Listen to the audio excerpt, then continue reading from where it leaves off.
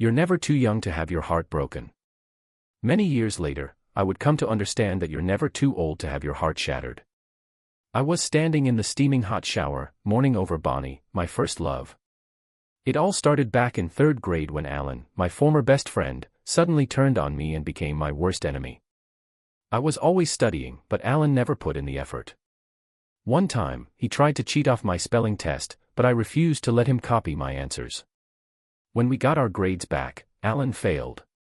Miss Taylor, our teacher, suggested that if he actually studied, he might do better. Alan was always the teacher's pet, getting all the praise. But when he finally got some criticism, he couldn't handle it. I, on the other hand, was used to criticism and never really got praise. Alan stormed out of the classroom crying, his ego shattered. He was mad at me for no reason. I was the shortest kid in class, while Alan was the tallest. He thought he was better looking than me, but I knew I was way smarter than him. He had a lot of money, while I was broke. After class, he tried to pick a fight with me.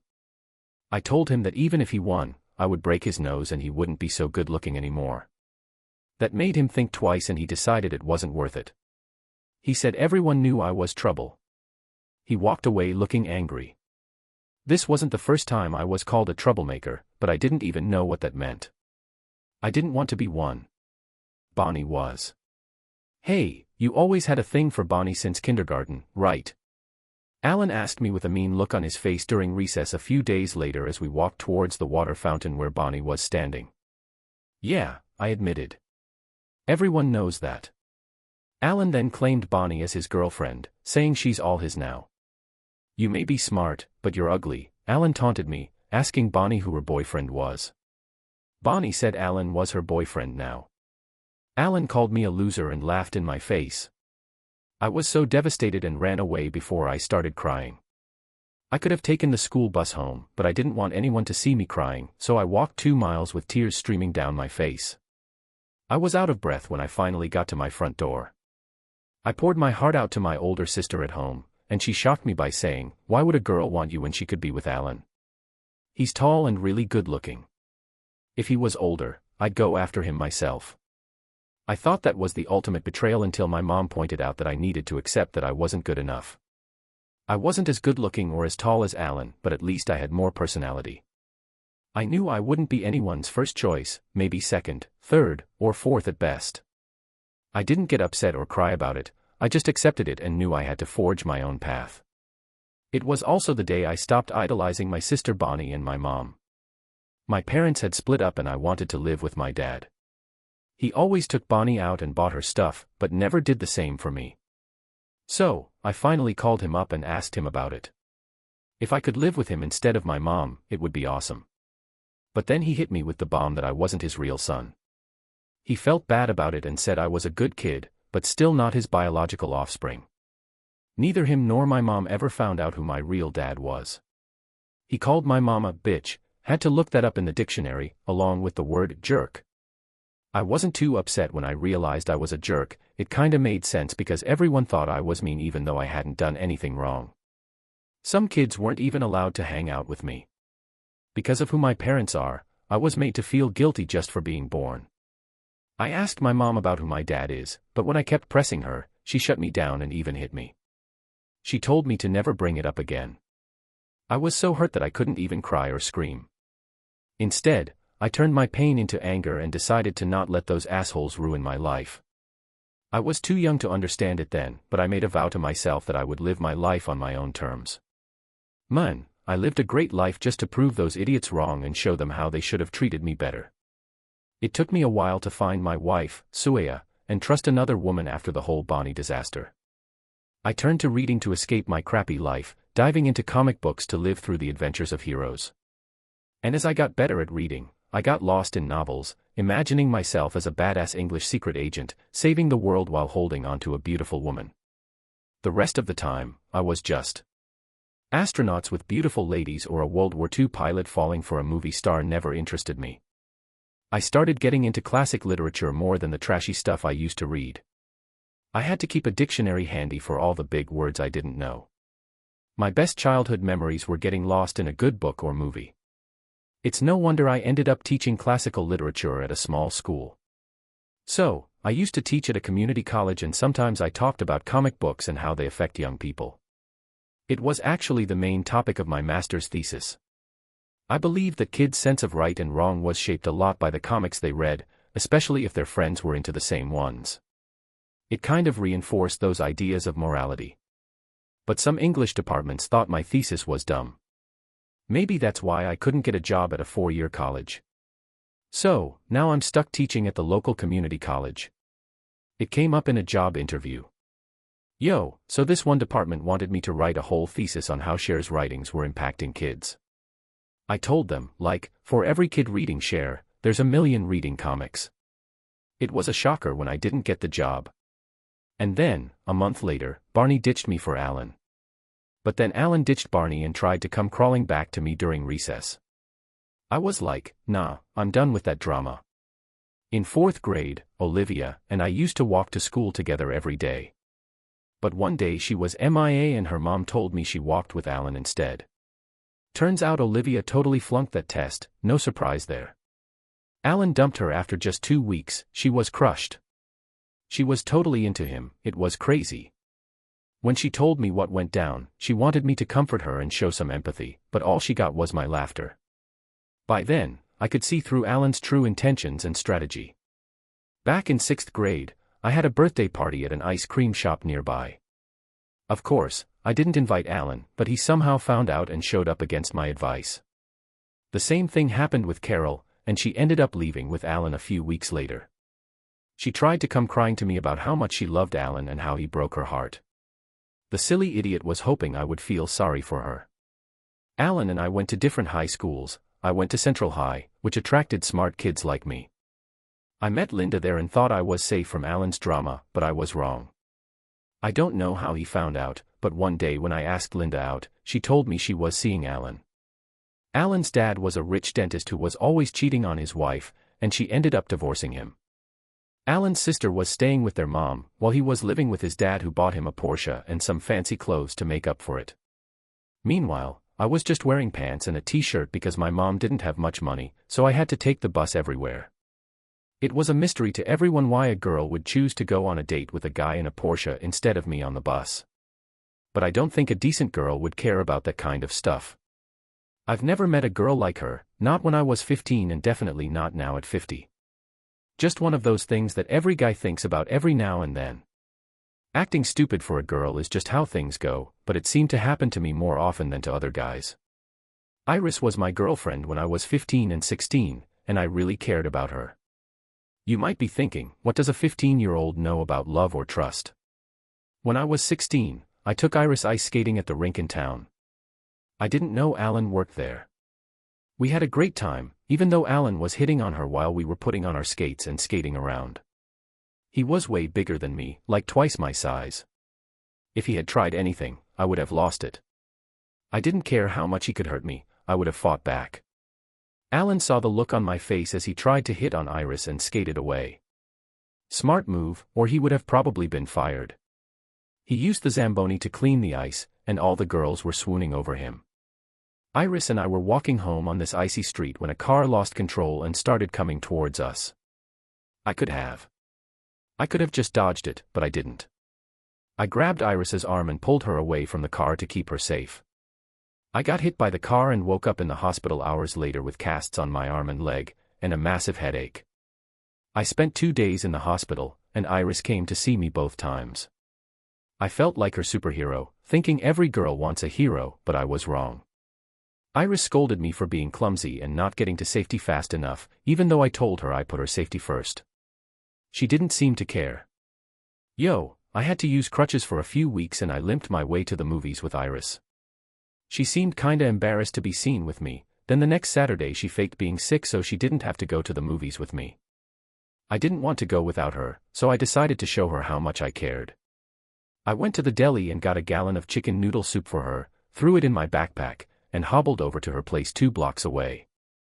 I rang the doorbell and her mom let me in, looking all surprised or sad.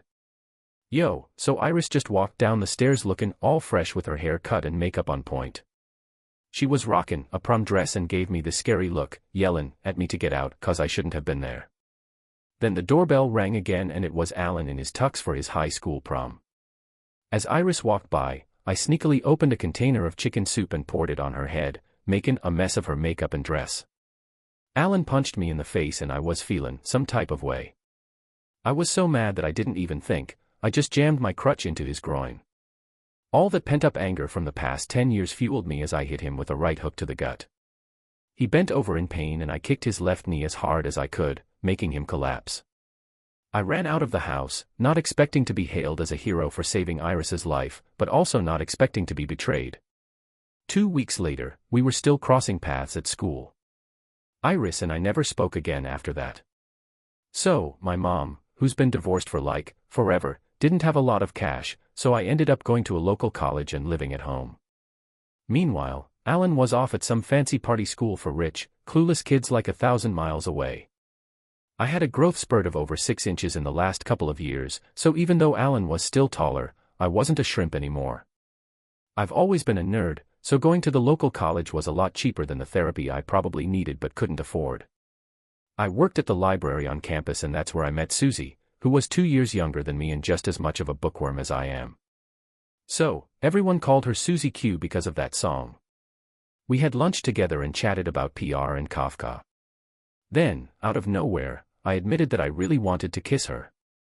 She leaned in and our lips met, ignoring the presence of Bonnie, Olivia, Carol, and Iris. I felt like I could trust Susie with my heart because I had a secret.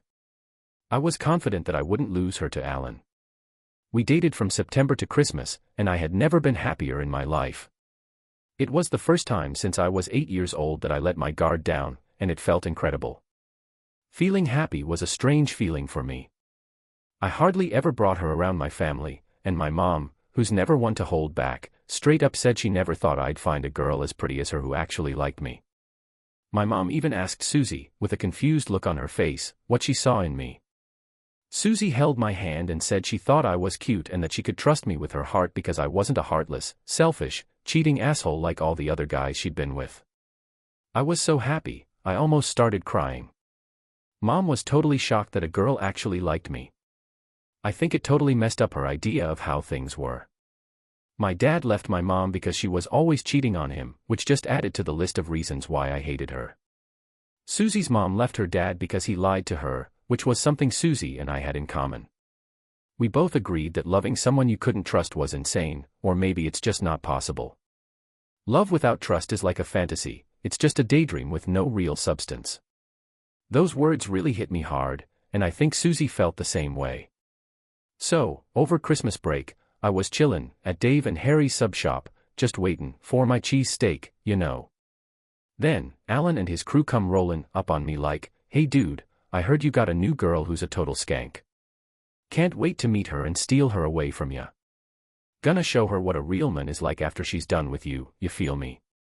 Alan kept talking smack, not realizing that my new girl was right behind him. "Alan, I'm gonna marry this chick and I don't think she's interested in messing around with a goof like you."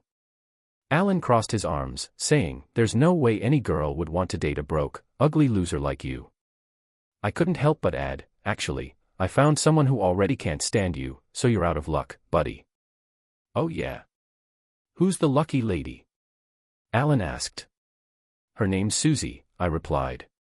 Just then, Alan turned to see my new girlfriend and he smacked him in the face. "Hey, watch who you call a skank, Susie is my sister," Alan warned. "She told me straight up that I'm a jerk just like our old man." Alan didn't know what to say, so he just coughed and walked off. Susie and I have been married for over 40 years. We only saw Alan once at Thanksgiving dinner at my mother-in-law's place. I always thank him for getting rid of all the no-good guys I used to like, and making room for Susie and me. Thanks to him, I was able to tell the difference between a real lady and a fake. So when we first met, I was ready to fall for Susie. We had a lot of bourbon after that. He asked why he used to bully me as a kid, and just smirked and said he did it because everyone loved him and hated me, so he could get away with it and have a good time. He saw it as a hobby. Alan had already been through his third divorce, had a son and daughter who wouldn't even talk to him, which surprised me. He was good at starting relationships but sucked at keeping them. Not many ladies want a cheater, no matter how good-looking he is. What really bugged me was, Alan was so smug about getting in early on cryptocurrency and making a ton of money. He loved rubbing it in my face at Thanksgiving dinners, even after he died 6 months ago. And he still managed to annoy me one last time from beyond the grave. It was like a final kick in the teeth. If he's in hell looking up at me, I bet he's enjoying my misery more than my own wife, Susie. And let's not forget about my French poodle, Vesta, who cost me a pretty penny. She's my ride or die, my best buddy. She's smart as hell and the cutest thing you've ever seen. Yo, my dog Pooch is like my own personal detective. She's well trained and the best private eye around. I talk to her like she's a person, but she's more like a partner in crime. One day, while walking her, she led me straight to my wife's cheating boyfriend's house. I didn't even realize it at the time. Susie and I are both in our 60s, met in college, and have been married for almost 40 years.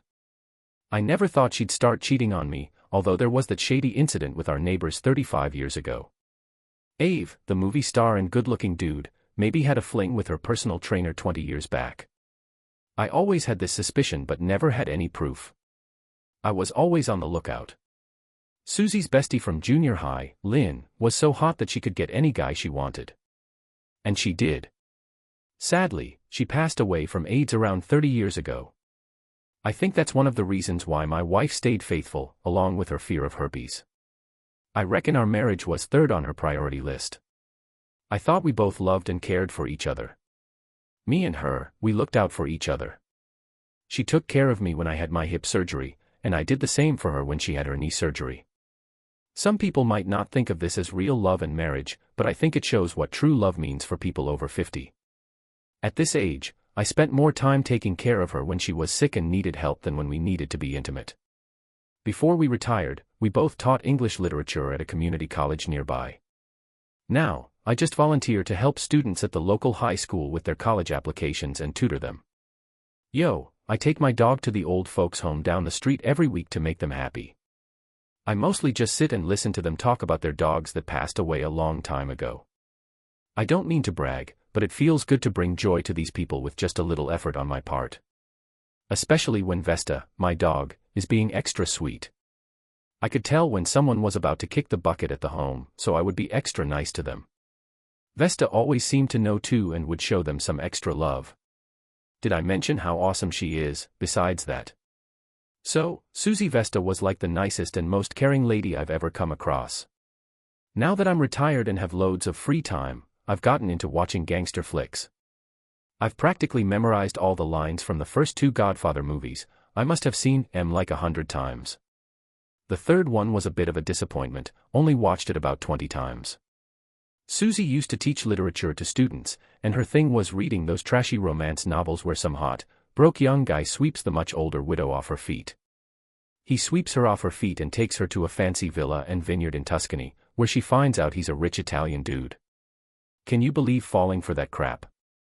She was trying to write a trashy novel about a 60-year-old chef and her young Italian boyfriend last year, calling it A Taste of Tuscany. When I joked if it was about oral love, she didn't laugh.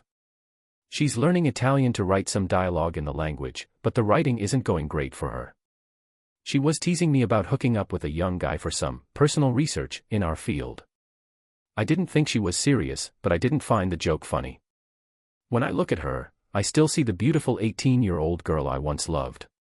But to everyone else, she's just an overweight 60-year-old granny with a wrinkled face, big butt, and thick glasses. Her brother Alan died unexpectedly 6 months ago, not from a jealous husband like some might think, but from a heart condition. I guess I broke the news to her a bit too gently. Man, I was totally shocked to find out he actually had a sister. And of course, he's no longer around. She had a soft spot for him, even though she knew he had his flaws. She was pretty mad at me, but then out of nowhere she did a complete 180. It caught me off guard, for real. After all these years of hating her brother, I don't think he planned it that way. I mean, he wasn't the sharpest tool in the shed. His murder was like the ultimate revenge on me, so sneaky and cruel. He left my wife, his sister, with a ton of Bitcoin in his will, and then our whole marriage fell apart. Crazy, right? My wife decided to hire Tony, a lawyer, to deal with the tax stuff from the inheritance. Our old lawyer Barry had retired and Tony, a 40-year-old handsome guy, came into the picture. He said some things in Italian to my wife that made me cringe, but she was convinced to hire him. I didn't think he seemed like a bigger jerk than the other lawyers I've dealt with, but boy was I wrong. Not all lawyers are jerks, but this one definitely was. I soon found out that my late father, who was a lawyer, valued honesty, morality, and ethics. That's why he could barely make it. My mom had to work to make a living even before my parents split because she cheated. Every woman I've been with has cheated on me, except for my wife. Even though he wasn't my real dad, he always gave me good advice. He once told me that most lawyers are just out to lie, cheat, and steal from their clients and their opponents. Many lawyers deceive, lie, and steal from their clients. He eventually rejected me because I wasn't his biological son. I really looked up to him and respected him, but I cried because he didn't treat me like his own. He passed away almost 40 years ago, but his memory still lingers. Man, I'm still pissed off that he spent $1,100 on my sister's Christmas present but couldn't even bother to spend $5 on me. He didn't even put any coal in my stockings. I don't think I'm a crazy person, but considering the abuse I went through as a kid, I think I have every right to be. They say what doesn't kill you makes you stronger, so I must be Superman. Tony's desk had a centerfold of his wife Trudy, who's a model. She looks way hotter than I thought. Man, she was so high maintenance, spending a ton of money just to keep herself happy. I didn't think a lawyer's salary could cover all that. You'd have to be a rock star or something to keep up with her. Luckily, it wasn't my problem.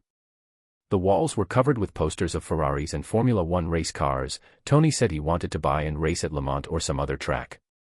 My wife told me he even named his dream race car Valerie, which apparently means flies in Italian. All I wanted was to make my wife happy. Me and you just chillin' on a tropical island beach, lying in the hot sand with some cold drinks in hand, feeling the breeze from the water keeping us cool. I don't need a fancy Formula One racing car. My old 15-year-old BMW 3 Series is fast enough for me, even though it's actually too fast for my slow reactions now. Let's be real, nothing about me is the same as before, that's just what happens when you get older. But I'm not complaining, I have too many friends who are living their best lives. They lived their whole lives in great shape, but they kicked the bucket so young. I didn't envy them. By our age, my wife and I were used to losing friends. It seemed to happen about twice a year, and we never really got over it. Susie would ring up her pal Judy to share a joke she'd been telling for 30 years. She did it last week, forgetting that Judy had passed away the month before. My wife had a good cry for an hour. These deaths really hit us hard. Fred wouldn't shut up about how much longer she could hold out.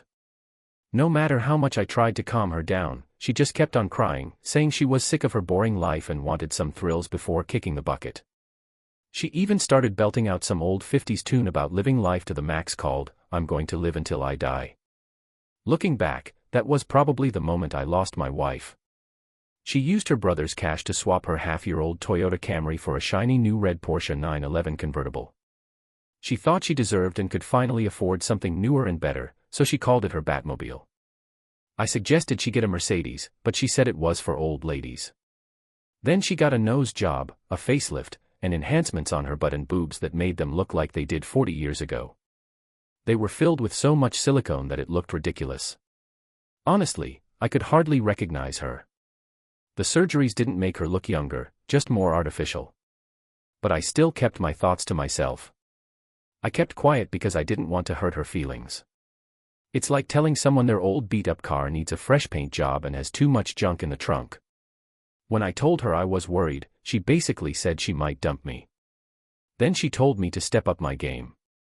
When I asked what game we were playing, she just laughed. I started to worry I might be the next one to get dumped, especially since she's been avoiding getting intimate with me for the past 6 months.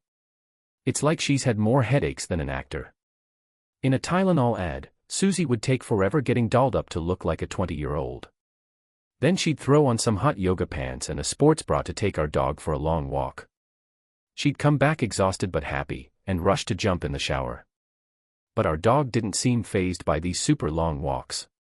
Our neighborhood only has one street that's about 2 miles long.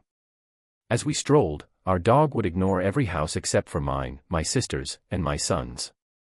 Because she's so used to them, she would hurry up the stairs to their houses. She never goes up the stairs to unfamiliar houses. My wife used to go to the hairdresser every few months, but now she goes every week. One day, when it was cloudy, my wife had a hair appointment, so I took our dog for a walk. I was shocked when she ran up the stairs of a stranger's house. I didn't even know who lived there. I made a note of the address in my head and hoped I wouldn't have to use it again. Man, that really made me suspicious, but I didn't want to confront my partner about it. I didn't want to make her feel anxious if there was something sketchy going on. She didn't go out with her friends for girls' nights, she didn't hide her phone, change her password, or make any secret calls. Her phone and home bills didn't show any strange numbers, just mostly her sister, our kids, her lawyer, and the pharmacy where we spent way too much money on her prescription meds for her high blood pressure. So, last night me and Susie were chilling by the fire with some fancy French champagne, listening to Frank Sinatra. I was thinking, damn, this is romantic. But then I noticed Susie seemed kinda off lately. I asked her what's up and she said she's just stressed from work. I tried to kiss her, but she pushed me away, saying she's not feeling it. Man, what a night. I knew I was screwed when my wife wouldn't kiss me. Last time she turned me down was in '91, when I didn't know she had a toothache. I thought about ways to find out the truth. Should I dig through her dirty laundry after she goes for a walk, looking for any evidence of another dude? Nah, that's too risky. Maybe I should hug her and sniff for men's cologne when she comes home. I gave it a shot, but she shoved me off, saying she was too sweaty. I even thought about wearing a disguise and spying on her. Next day, I didn't see the point in wandering around looking like Groucho Marx or the Lone Ranger to prepare for her walk. So, I decided to be sneaky and used the Find My iPhone app to keep tabs on her. The next day, after her walk, I checked the app and found out she had left her phone in her dresser drawer. She totally outsmarted me. But I wasn't giving up. I bought an Apple AirTag and hid it on my dog's collar under all that fur. Alright, so I told my wife that she took our dog for a walk. 2 days later, I decided to give her a 20-minute head start before trying to locate our dog using the iPhone app. When I checked the tracker, I saw that it was only 20 feet away. But when I tried to make a noise with it, I realized that my wife had taken it out and hid it in her dresser drawer next to her iPhone. So, props to my wife for being sneaky, but the game wasn't over yet. The high-tech stuff didn't work out, so I had to rely on my trusty private eye pooch. I drove over to the house where my dog had previously alerted me to and approached it cautiously. I went to the door and shoved a big plant pot next to it, then I stood on my tiptoes to look through the small window at the top of the door. I saw an empty living room and called out for Vesta to come. My dog started barking loudly and Vesta quickly ran over to me, dragging my naked wife and her sleazy lawyer behind her. They were both trying to hold onto her leash, but Vesta was too strong. I realized now why she was with him, he had a big tool. And her lawyer, a guy in his 40s, was just in it for the money. He worked as a man. When I found out my wife, who I've been with for 40 years, was cheating on me, I couldn't believe it. I took some pics with my phone, then I screamed inside after checking the mail and struggling to get down on my achy knees. I'm definitely dumping her ass, but if you mess with my dog, I swear I'll break through that glass door and kick your ass for stealing my pup. I heard the door slide open and shut, and my dog ran into my arms, licking my face like he was saying, "I told you so." Man, I'm so happy my little trick worked. I wasn't in the mood to fight anyone, but I was dead set on getting back at that scumbag lawyer who ruined my marriage. I was gonna make sure his life was ruined too, even though I didn't actually use a baseball bat like I wanted to. Turns out, Susie's brother Alan's son got the upper hand and used his cash to mess up my marriage. I took my dog and drove to the beach, where I cried and threw a stick for my dog for like an hour. Then I went back home. I set up a meeting with a divorce lawyer and then packed up a ton of my stuff in my SUV at the dock. Called my oldest son and asked for 2 things, if I could crash at his place for a bit, and if he could just not ask me why I cried for another hour. I cried because my marriage was over and I felt like a fool. Mostly, I cried about not knowing what the future holds. I don't want to be 60 and single. I don't know how I never realized that my wife got the house from her late husband. Dad, she may have owned it, but I would have left anyway to avoid the memories it held. My soon-to-be ex-wife came home a few hours later. When I asked why, she sneered and said, "Let me be honest with you. I'm 60 years old, have high blood pressure and diabetes. Who knows how much longer I have left? Now that I'm wealthy, why would I waste my remaining years with a 60-year-old, pasty-white, bald, decrepit old man with knee arthritis? She added, you can't ski, bike, or play tennis with me anymore. I'm rich now and can do better. I upgraded to a younger, better model just like I did with my Toyota. You've been a great husband, but now I want someone younger and better. I deserve to be with someone younger and healthier, and I can finally afford it. It's nothing personal, I didn't think it was personal. Is she crazy? Does she think she won the Godfather fight by TKO? I never wanted to fight with my wife, so I didn't bother arguing, especially because her version of me was way off. So I straight up asked her how many dudes she banged while we were married. She had the nerve to say only 4, like it was no big deal. Susie was a total cheater, just like your brother and dad. Unlike you, at least I know who my real dad is, she said, twisting the knife deeper into my heart. I wanted to call her a moron, but that would just end the convo and get me nowhere. And while we're being real, how long do you think your boy Toy will stick around once he gets his hands on your cash, huh? Man, that 60-year-old granny thinks she loves me, she said, more to herself than to me. I looked in the mirror and realized I don't look my age. I took off the Coke bottles she was using as glasses, cleaned them on my shirt, and held them up to the light to look through. You need new glasses, Susie Q.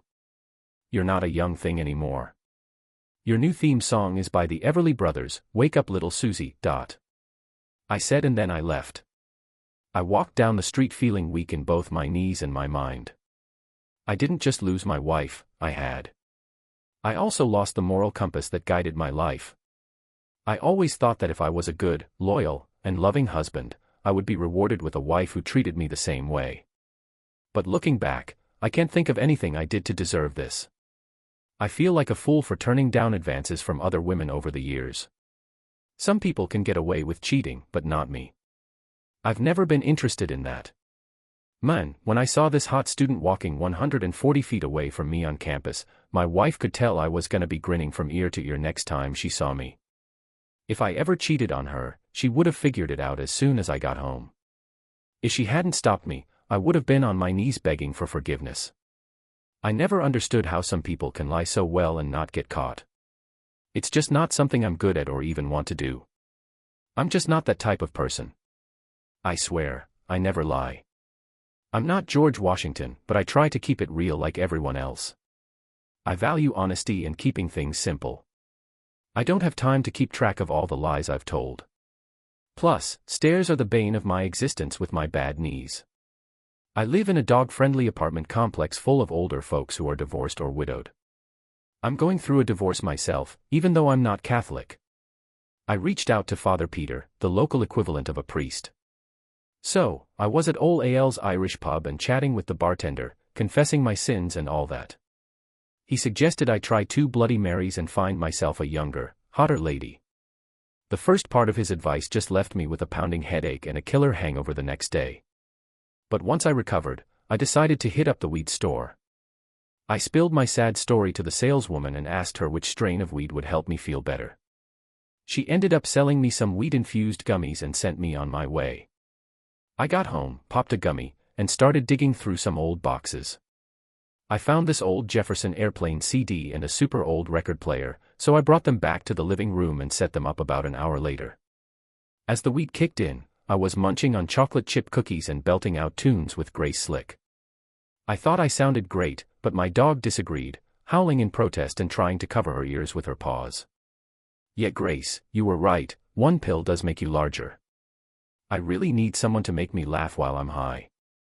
I can picture my wife calling and asking for forgiveness, should I answer? Translation, man up and take her back. I was torn between letting my pride get in the way and refusing. The toughest part was hearing her say it wasn't about me. I felt like I was knocked out, like one of Michael Corleone's enemies who knew his time was up.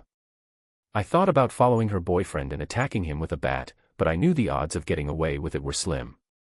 Plus, he's young and strong, and I don't want to end up in jail and miss out on seeing my grandkids. Alright kids, listen up. My children were ready to cut ties with their mom, but I talked them out of it. I mean, she might be a shady, cheating jerk, but I told them she's still their mom. Suddenly, their mom hit the jackpot and became super rich. Susie and I broke up because she was loaded even before selling her house. She handed over our savings without touching my 401k. I did okay financially, but it didn't make me happy. I'm a bit petty, so I needed to get back at both of them for embarrassing me and ruining things. My marriage falling apart made me lose faith in people and justice. I couldn't sleep at night, worried that her lawyer would scam her and leave her high and dry. I felt sorry for her at first, but then I kind of enjoyed the fact that everyone could see how messed up my wife was. Our kids tried to help her see reason, but she just brushed them off and threatened to cut them off financially. They didn't listen and kept trying to bring her back to reality, but it was a lost cause. They were smart enough to know that her threat to cut them out of her will was ridiculous. Once her partner was done with her, she wouldn't have any money to leave behind. It's a big no-no for lawyers in California to sleep with clients. I reported them to the Bar Association and then took legal action against that jerk and his firm for screwing up and breaking their trust. His insurance company settled out of court for a good amount of cash, enough to buy the condo I was renting with some extra to spare. And that was that. So, I've been hitting up the gym at the complex every day, trying to get in shape. Still rockin' the bald look because I thought a wig would be too ridiculous. The arthritis is still there, but I've managed to shed some pounds and pack on some muscle. And hey, I'm finally getting some color from lounging at the pool with my dog, who seems to be a total chick magnet. Oh, and I've been seeing some improvements with the second round of Father AL's meds. And on top of all that, I've been casually dating Megan, a widowed lady in her early 50s with grown kids and bad knees like mine. That's pretty much the gist of our first date. Man, my dog's vest really came in clutch once more. Megan also has a basic French poodle named Valley. We ran into each other while walking our dogs and had to take a break on a bench because my knee was acting up from arthritis. This sparked a heated but informative discussion about the best pain relievers for knee pain, Advil, Tylenol, or Aleve. It was a far cry from the drug talks I had back in college. I guess relationships have started over less trivial things. We're not looking to tie the knot or move in together anytime soon. Man, it's great that we both have bad knees, maybe there's some upside to it. We can't play tennis, ride bikes, or go hiking together, but hey, at least we can show each other some love. We do that a lot, especially after getting busy. One of us then has to hobble 105 feet back to their own place. I got Megan to try some cannabis gummies with ice cream, and we were both acting like horny teenagers. We're not head over heels for each other, but we really like each other. The most important thing is that we trust each other and get along well. At my age, that's saying a lot. Thank goodness I didn't. I gotta hit up singles bars or try my luck on dating apps. Just imagine what my profile would look like, a 60-year-old guy, balding, with arthritis, but at least I still have my own teeth. Good luck finding 6 hot young ladies with nice bodies and all their teeth to go out with me. It's a joke, really. At least with online dating, I can avoid the embarrassment of going to a singles club where I'd probably be old enough to be everyone's grandpa. They wouldn't even let me on the dance floor. And don't even get me started on my ex-wife's new man, who I've obviously kicked to the curb and left behind. So, apparently my ex and that guy she's with now only lived together for like 3 months. My kids told me he wanted to meet some of his family during their European trip. She even bought him a freaking Ferrari in Italy while they were staying at some fancy vineyard in Tuscany. She was probably off writing some sappy novel about Tuscany or something. Who knows what she saw in that guy, but I hope she regretted it real quick. She managed to sell that book in just 2 weeks, can you believe it? So, this New York publisher and his lady friend went to Switzerland. She ended up buying him a fancy gold watch from a store in Geneva with the money she made from selling her book. Then he convinced her to put her money into some cryptocurrency business in Basel, Switzerland. And guess what? It was all a scam. He took off with all her cash and went back to his wife. Poor Suea got burned, and Basil ran off to Lucerne before they realized they'd been totally conned. And get this, even though their mom told them to keep it hush-hush, the kids spilled the beans to me. Man, if I was a better person, I would have felt sad about this. But let's be real, I'm not all that great. At first, I couldn't stop laughing my ass off. But then I found out how badly her boyfriend hurt her, and it hit me in the feels too. It's tough to just switch off your feelings for someone after so long, but I'm trying. I've stopped daydreaming about getting back at my ex-wife. She really screwed up her own life way worse than I could have imagined. It's not even karma, it was just bound to happen, plain and simple. Anyone with half a brain could see it coming, racing down the road at 100 miles per hour, headed straight for disaster. As my ex-wife's song, "Can't Buy Me Love," by the Beatles so perfectly puts it, only a fool would miss it. Even though I used to teach college courses back in the day, my favorite poets are actually the Beatles, Paul Simon, and Bob Dylan. I think their lyrics hold all the answers to life's big questions. My top tunes are Sounds of Silence by Paul Simon, Yesterday by Lennon and McCartney, and of course, that one song that. Ever since my wife left me, I've been feeling like my whole life is a mess. Bob Dylan wrote Desolation Row, which really hit home for me. Then Susie called me out of the blue, not knowing that I found out her guy ditched her and left her broke. After she finished her book, she said she was over her midlife crisis fling and wanted to get back together. She claimed I was the only man she ever truly loved and professed her undying love for me. I was hesitant at first, thinking we shouldn't throw away 40 years for just one bad year. She made a little mistake, just a small error. I asked her what she would consider a major mistake. She suggested we start fresh and make our marriage stronger.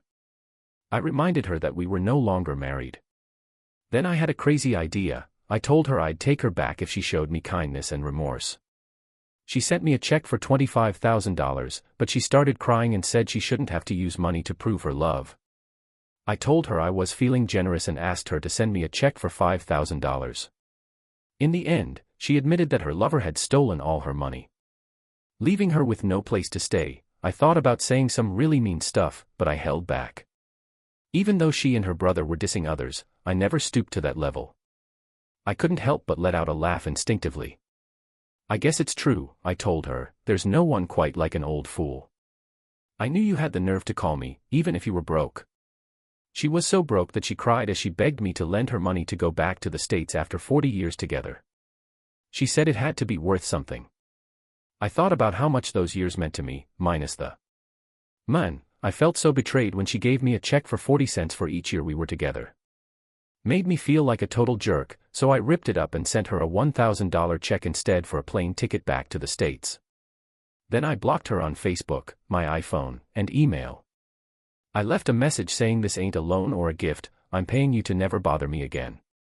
I upgraded to Megan, a younger, hotter model with a natural, silicone-free bod. Like Tesco says, every little helps.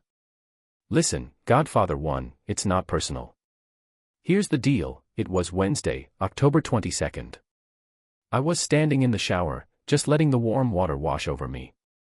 Lately, I've been spending a lot of time in the shower, leaning against the wall while the water runs.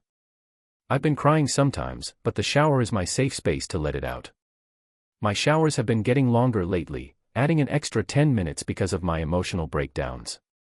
I wonder if Liz has noticed my new routine. She seems to be. Couldn't get her to focus on me, but I was always watching, picking up on things she didn't even realize. This morning, though, I didn't shed any tears. I had plans to see Richard later, and I could feel that things were about to shift. Not sure if it would be any easier than what I've already been through, but I knew something had to change. As I got ready in the quiet house with the kids at school and Liz at work, I thought back to my chat with Ernie. Ernie's office was nothing special, just a regular place. So, there's this dude in Cincinnati, not in the fancy part of town, who came highly recommended as a pro in his field. I went to his little office and this guy, Ernie, was on point. He followed your directions to AT, even though it was kinda weird for a client. He didn't do videos like you wanted, but instead he recorded your 3 meetings on audio and put them on a CD for you. You wanna listen to them now? I shook my head and told Ernie that if there's any chance to help Liz. Man, I can't stop picturing those two together in my head. Can you just give me a quick rundown? Basically, everything's cool, not much going on. They're just having intimate moments, not really saying much. It's not like they're being all lovey-dovey or wishing they could be together. And when I went through my divorce, they don't even mention you or your wife of many years. So what are they talking about? Well, their conversations are pretty light and flirty, mainly focused on their physical attraction and pleasure. After they hook up, they talk about the logistics of it all. So, like Ernie said, it seems like love ain't really a big deal in their relationship. It's more about getting physical satisfaction than forming an emotional bond. They don't seem to do anything out of the ordinary in their relationship, at least from what I've heard. They seem to just share intimate moments, but that's pretty normal for most couples. We just sat there quietly for a bit. It wasn't as terrible as I thought it would be. Man, that hurt, but it wasn't as terrible as I thought. It was just a fling between a lady and a dude who wasn't her hubby or me. Thanks for the assist, Ernie. How much do I owe you? I didn't hesitate and wrote him a check. He then handed me 3 manila envelopes with almost $8,000 in them. Here you go, just like you wanted. The first envelope has 12 pics of them going in and out of a motel. The second one has around 48 pics of them getting cozy, all sealed up with tape. And the third one has. Hey Ernie, before I go, I've got a pic of them together where you can see both their faces, plus the negatives and a copy of the CD. Oh, and wait, what's the scoop on that beer thing you were checking out? Ernie grinned, giving me a knowing look. Well, it seems like our guy at work is quite the ladies' man. My assistant Betsy heard from some people that he's a hit with the ladies at the office. But he's also careful, 'cause his wife is a bit of a stickler. Guy's got like $80 million and he ain't about to risk losing it. As I was driving to Garnier's office, all I could think about was the last few months. The first hint of trouble came in early August, almost 3 months ago.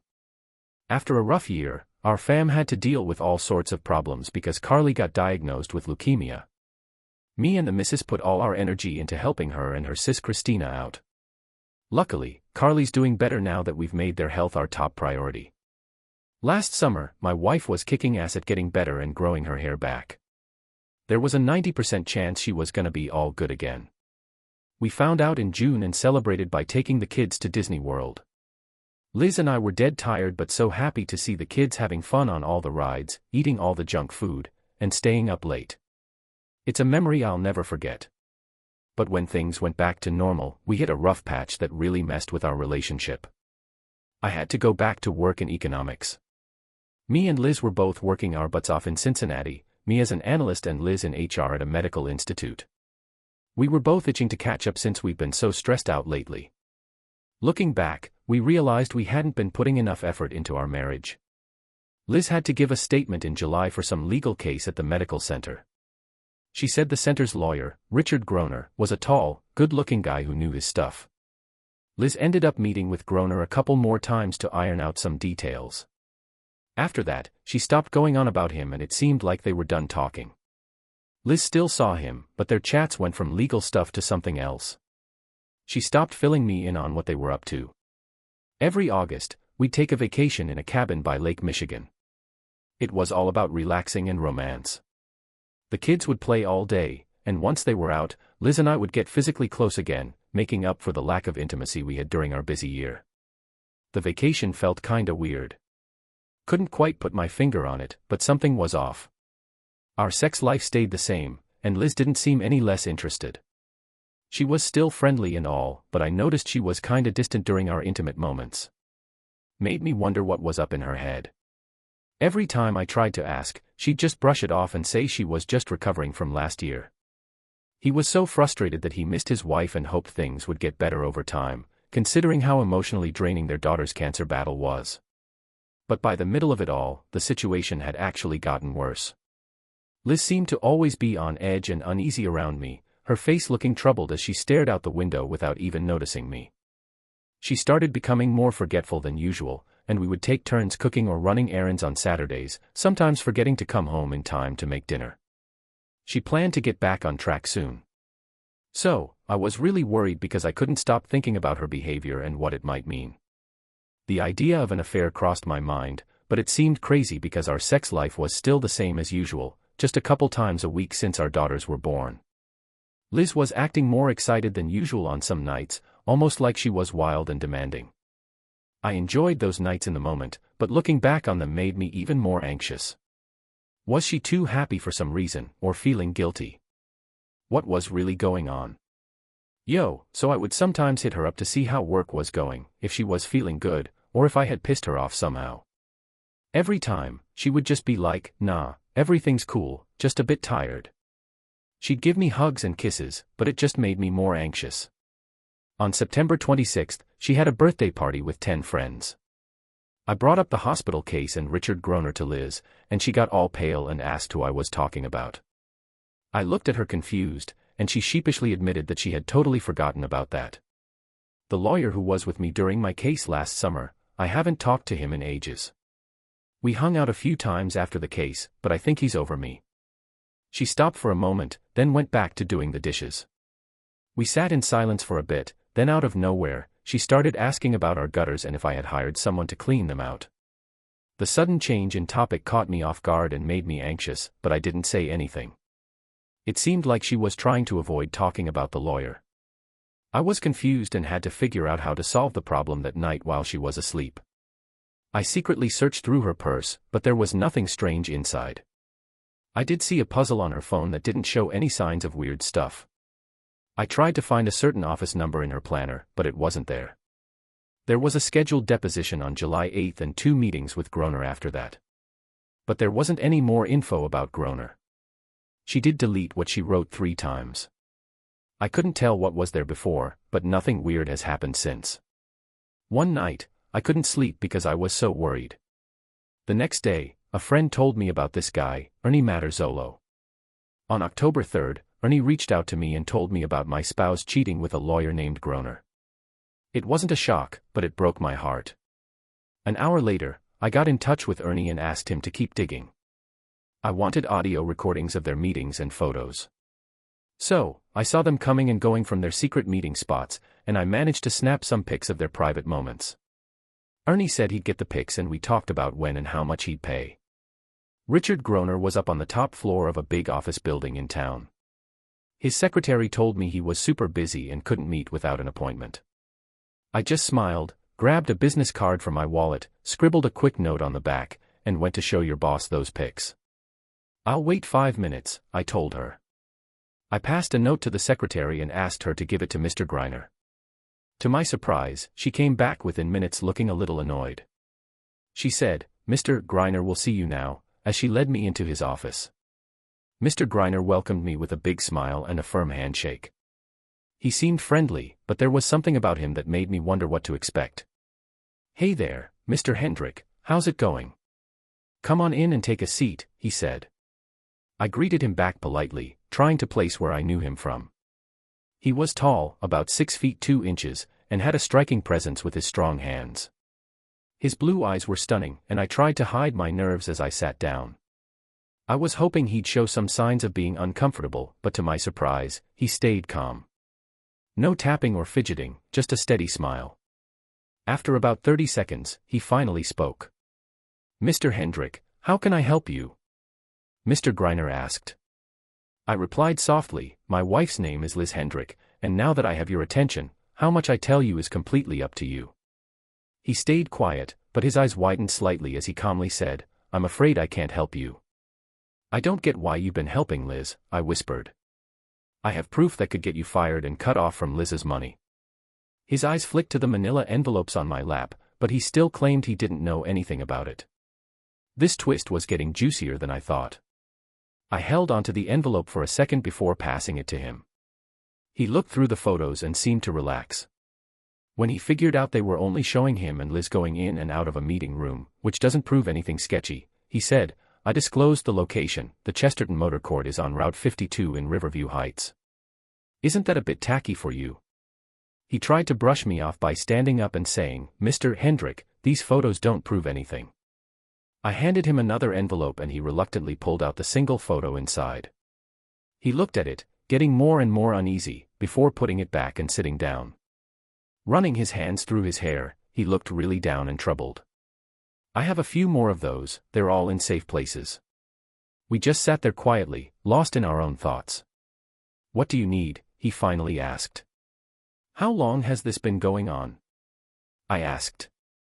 "And why?" he chuckled, but it wasn't genuine. "The reason is simple, your wife looks amazing, if you hadn't noticed." "Has anyone seen my wife?" I shook my head as he kept going. "She's fine, but my wife Liz is more my type. She's stunning, way better. I was into her for about a month before we got close." I played it cool and stayed chill all summer, keeping things professional. At first, she was all about you, but then she backed off. I told her I had it figured out, but he couldn't help but smirk. It was like he got off on messing with people like me. Maybe he got a kick out of fooling folks and making things more intense. Not just that. Listen, if you're thinking about hooking up with her, you need to break things off with her ASAP. She's great and all, but it's time to move on. I know you've been in this situation before. He caught me in the act. What's gonna happen if you reach out to her?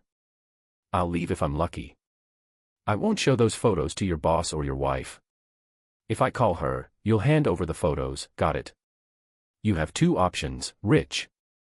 Dump Liz and maybe your life won't fall apart. Stay with Liz and say goodbye to happy life as Richard. Griner will be done in a couple of hours. He was looking at me all pissed off and let down. Then he grabbed the phone. Richard Garnier was calling to talk to Miss Hendrick. He heard Liz giggling on the phone and she said they were both unreal. Richard hesitated, and Liz was wondering if something was up. He told her it wasn't about her, but that their relationship was over, like a song that needed to chill out. He told her not to cry, as they both knew it was bound to happen eventually. Come on, who do you think I am, some sleazy jerk? But hey, it takes two to tango, you know. I didn't force you into this, remember, she replied, no need to shout, we both know why we're here. After a pause, he ended the call, and she hung up on me.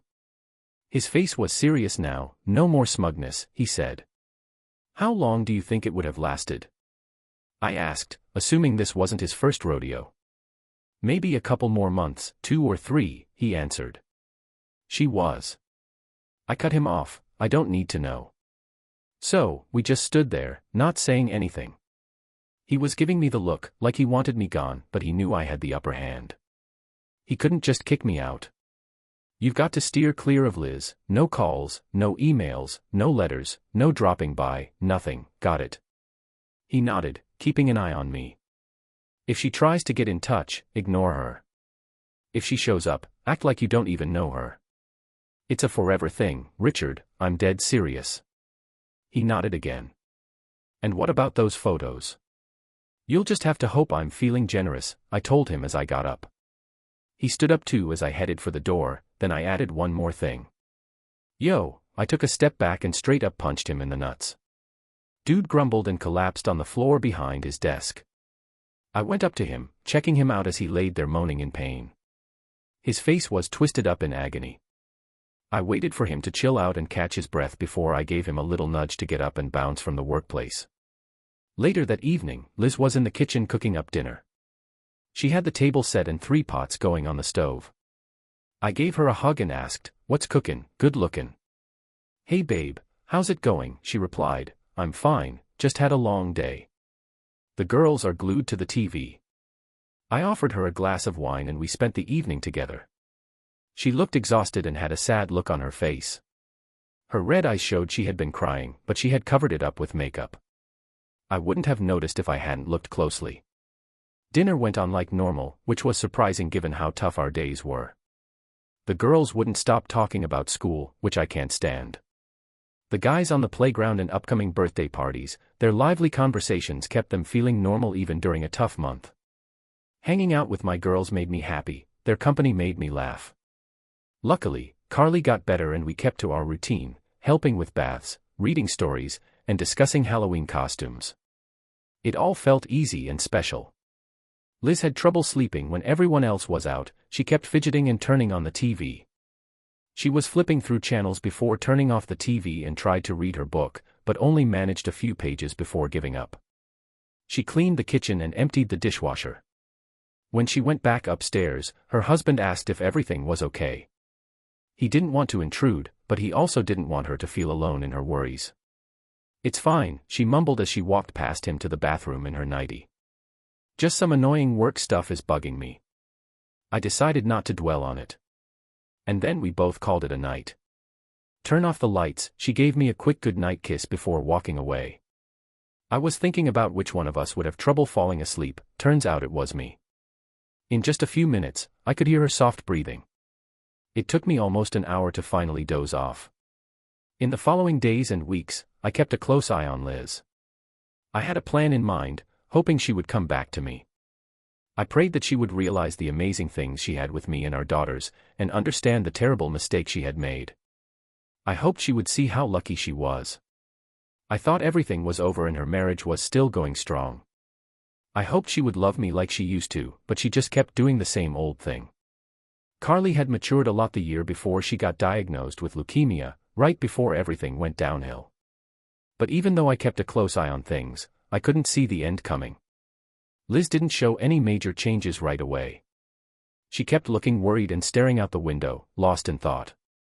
Every now and then, she'd give off an air of unhappiness, but whenever I asked her about it, she was acting weird at first, but then things changed when we were missionaries together. Liz seemed different, like she was hiding something or mistaking me for someone else. On Halloween, we went trick-or-treating with the girls while Liz stayed home to give out candy to the kids. It was a busy night. On Sunday night, the girls were all hyped up for the holidays and bouncing off the walls from all the sugar. They stayed up way past their bedtime, almost until 11 p.m. But hey, at least it was the weekend. Liz and I shared a knowing smile as we finally managed to get them into bed. I was chilling in bed reading a book when Liz climbed in next to me after turning off the lights. She asked if we could just cuddle tonight, as she wasn't feeling up for anything more. I agreed, and she moved closer, resting her head on my neck.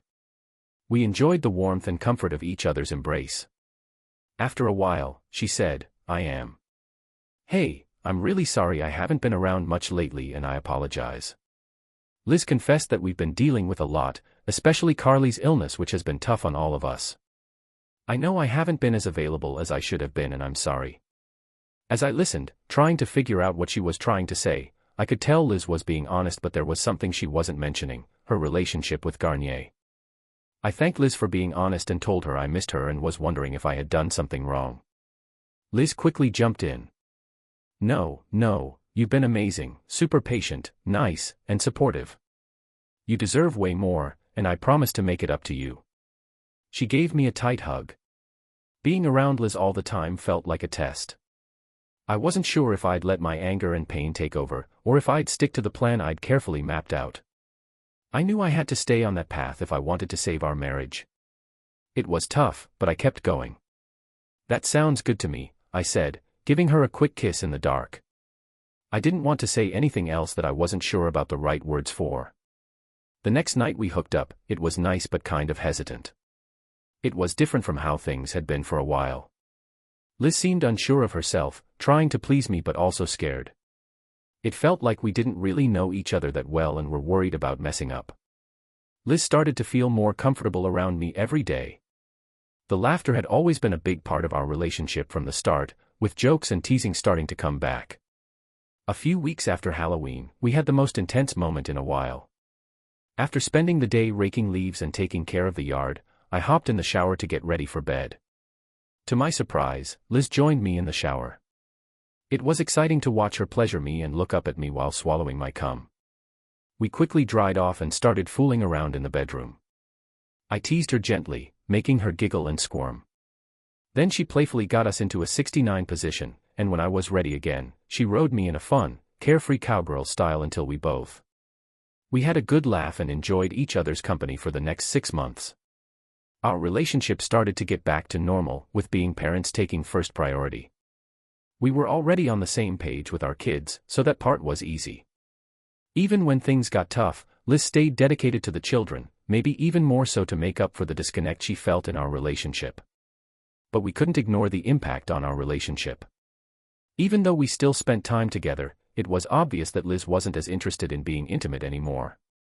Put in some effort and sometimes tried to start things between us, but it just didn't feel the same.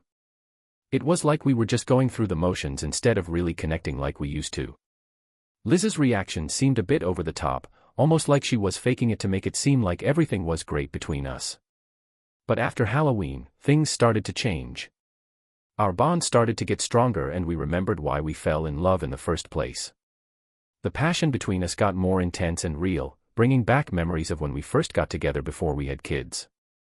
We were so pumped and excited to show how much we really loved each other during the fall and early winter. Our relationship was getting stronger and we were spending more time in bed together. This new closeness brought us even closer and helped us remember the passion we used to have. After some rocky times, our time in the bedroom got better and we felt more connected than ever. As time went on, we started getting back to our daily intimacy, but our lovemaking just kept getting better. It seemed like our trust and understanding were on point. We slowly started putting things back together, which helped us get through the challenges we were facing. Liz's confidence kept getting stronger every day, knowing that our marriage was now stronger than ever. She was able to fully embrace being my wife again, even though it seemed like we had moved past it all about 6 months later. But I was still struggling with my anger, hurt, and resentment. There were times when I thought about confronting her for what she had done. I even imagined choking her for betraying me. How could she do that? Man, can you believe it? That woman cheated on me multiple times over a few weeks. How could she act all lovey-dovey with him and then come home acting like the perfect wife? How could she keep lying after we said our vows at the wedding? I was so messed up over it, couldn't stop thinking about the hurt. But I decided to do what I thought was best for me, even though it was tough. I kept pushing through, sometimes crying alone. Eventually, things got better and my wife started being loving again. It was tough for me to really trust myself at first. I could see she was into me and her feelings were real. Years later, after we reignited our love, my husband and I found happiness in our marriage again. It wasn't easy, but we finally felt content. Then one Sunday in April, I was reading the style section of the Cincinnati Enquirer and came across an article that caught my eye. It featured local lawyer Richard Gruner, who was about to be named Man of the Year. When I saw his face in the paper, I couldn't stop thinking about our history and how we ended up here. Liz was out in the yard gardening with the girls, so I seized the chance to read the article about the Ladies Auxiliary of the JC's Foundation planning to honor Grainer for all his charity work in Cincinnati. They're organizing a fancy fundraising dinner in his honor at the end of May, with tickets going for $125 each and the money going to the Boys and Girls Club, one of Grainer's favorite causes. I hadn't even thought about that guy before. Later on, I read in the article that I still have feelings for him. I quickly folded the style section and threw it away. I didn't want Liz to catch me, so I made a mental note to call Ernie later. I don't get Mr. H, he mentioned that I have enough pictures of that guy with my wife. Why should I pay more to get more, Ernie? I want to put an end to this once and for all. I plan to send the photos and recordings to his wife and maybe even his law firm. It's going to be a huge scandal, but hopefully, my wife's name won't be dragged into it. He let out a sigh and said, "Well, Mr. Hey, I'll take your money with open arms, but I think you're not thinking straight." It only took him less than 3 weeks to snap some amazing photos of Grainer and Mrs. Athena Wallace, a couple just casually walking in the park. The pictures were sweet and wholesome, showing off their close friendship even more. They met through their shared passion for community service, so there's no ethical issues here. I've never been so happy to drop $6,000 in my life. I had Ernie send the photos and a heartfelt letter to the big shot Mrs. Grainer and Mr. Wallace. So Wallace, the head honcho at Groner Law Firm, and the Cincinnati Enquirer, they totally blew my mind with the results. The Ladies Auxiliary just straight up bailed on Granger's dinner, leaving everyone wondering what the hell happened. In the Cincinnati Enquirer on May 11th, a big Cincinnati company is getting sued by City Councilman Bernard Wallace, who's accusing them of shady legal stuff. The firm ain't saying a thing about it. And then on August 18th, the Enquirer reported that Wallace's marriage crashed and burned. Everyone was buzzing about Bernard Wallace's divorce news because they said a famous local lawyer was involved as the third wheel. The Cincinnati Enquirer reported on September 10th that Grainer left Parker and Meetoff after Richard Garnier's departure over some shady behavior. Garnier couldn't be reached for a statement. The Parker and Meetoff lawsuit was settled on November 11th, with the company agreeing to pay Wallace a sum of money to end the legal battle. The details of the settlement are confidential. So, the Cincinnati Enquirer reported on December 2nd that the city council decided to ban the firm from bidding on contracts. Councilman Bernard Wallace was the one who put forward a bill that got approved by the council, stopping Parker and Meetoff from doing any work with the city for 5 years. The article briefly mentioned some misconduct allegations in the third paragraph. Then, in another article on December 29th, it was said that Richard Gruner, a local lawyer involved in the Parker and Meetoff scandal, is skipping town. He's got a disciplinary hearing to face. Maybe getting kicked out of his job. The article also talks about how he recently got divorced from Elizabeth Griner, who's apparently a descendant of the Vanderbilt family. I made sure to keep the newspapers away from the kitchen table and steer clear of any stories about Richard Griner. Liz didn't really read the paper daily, so that wasn't the main reason. I just didn't want her to hear about the guy who caught her eye.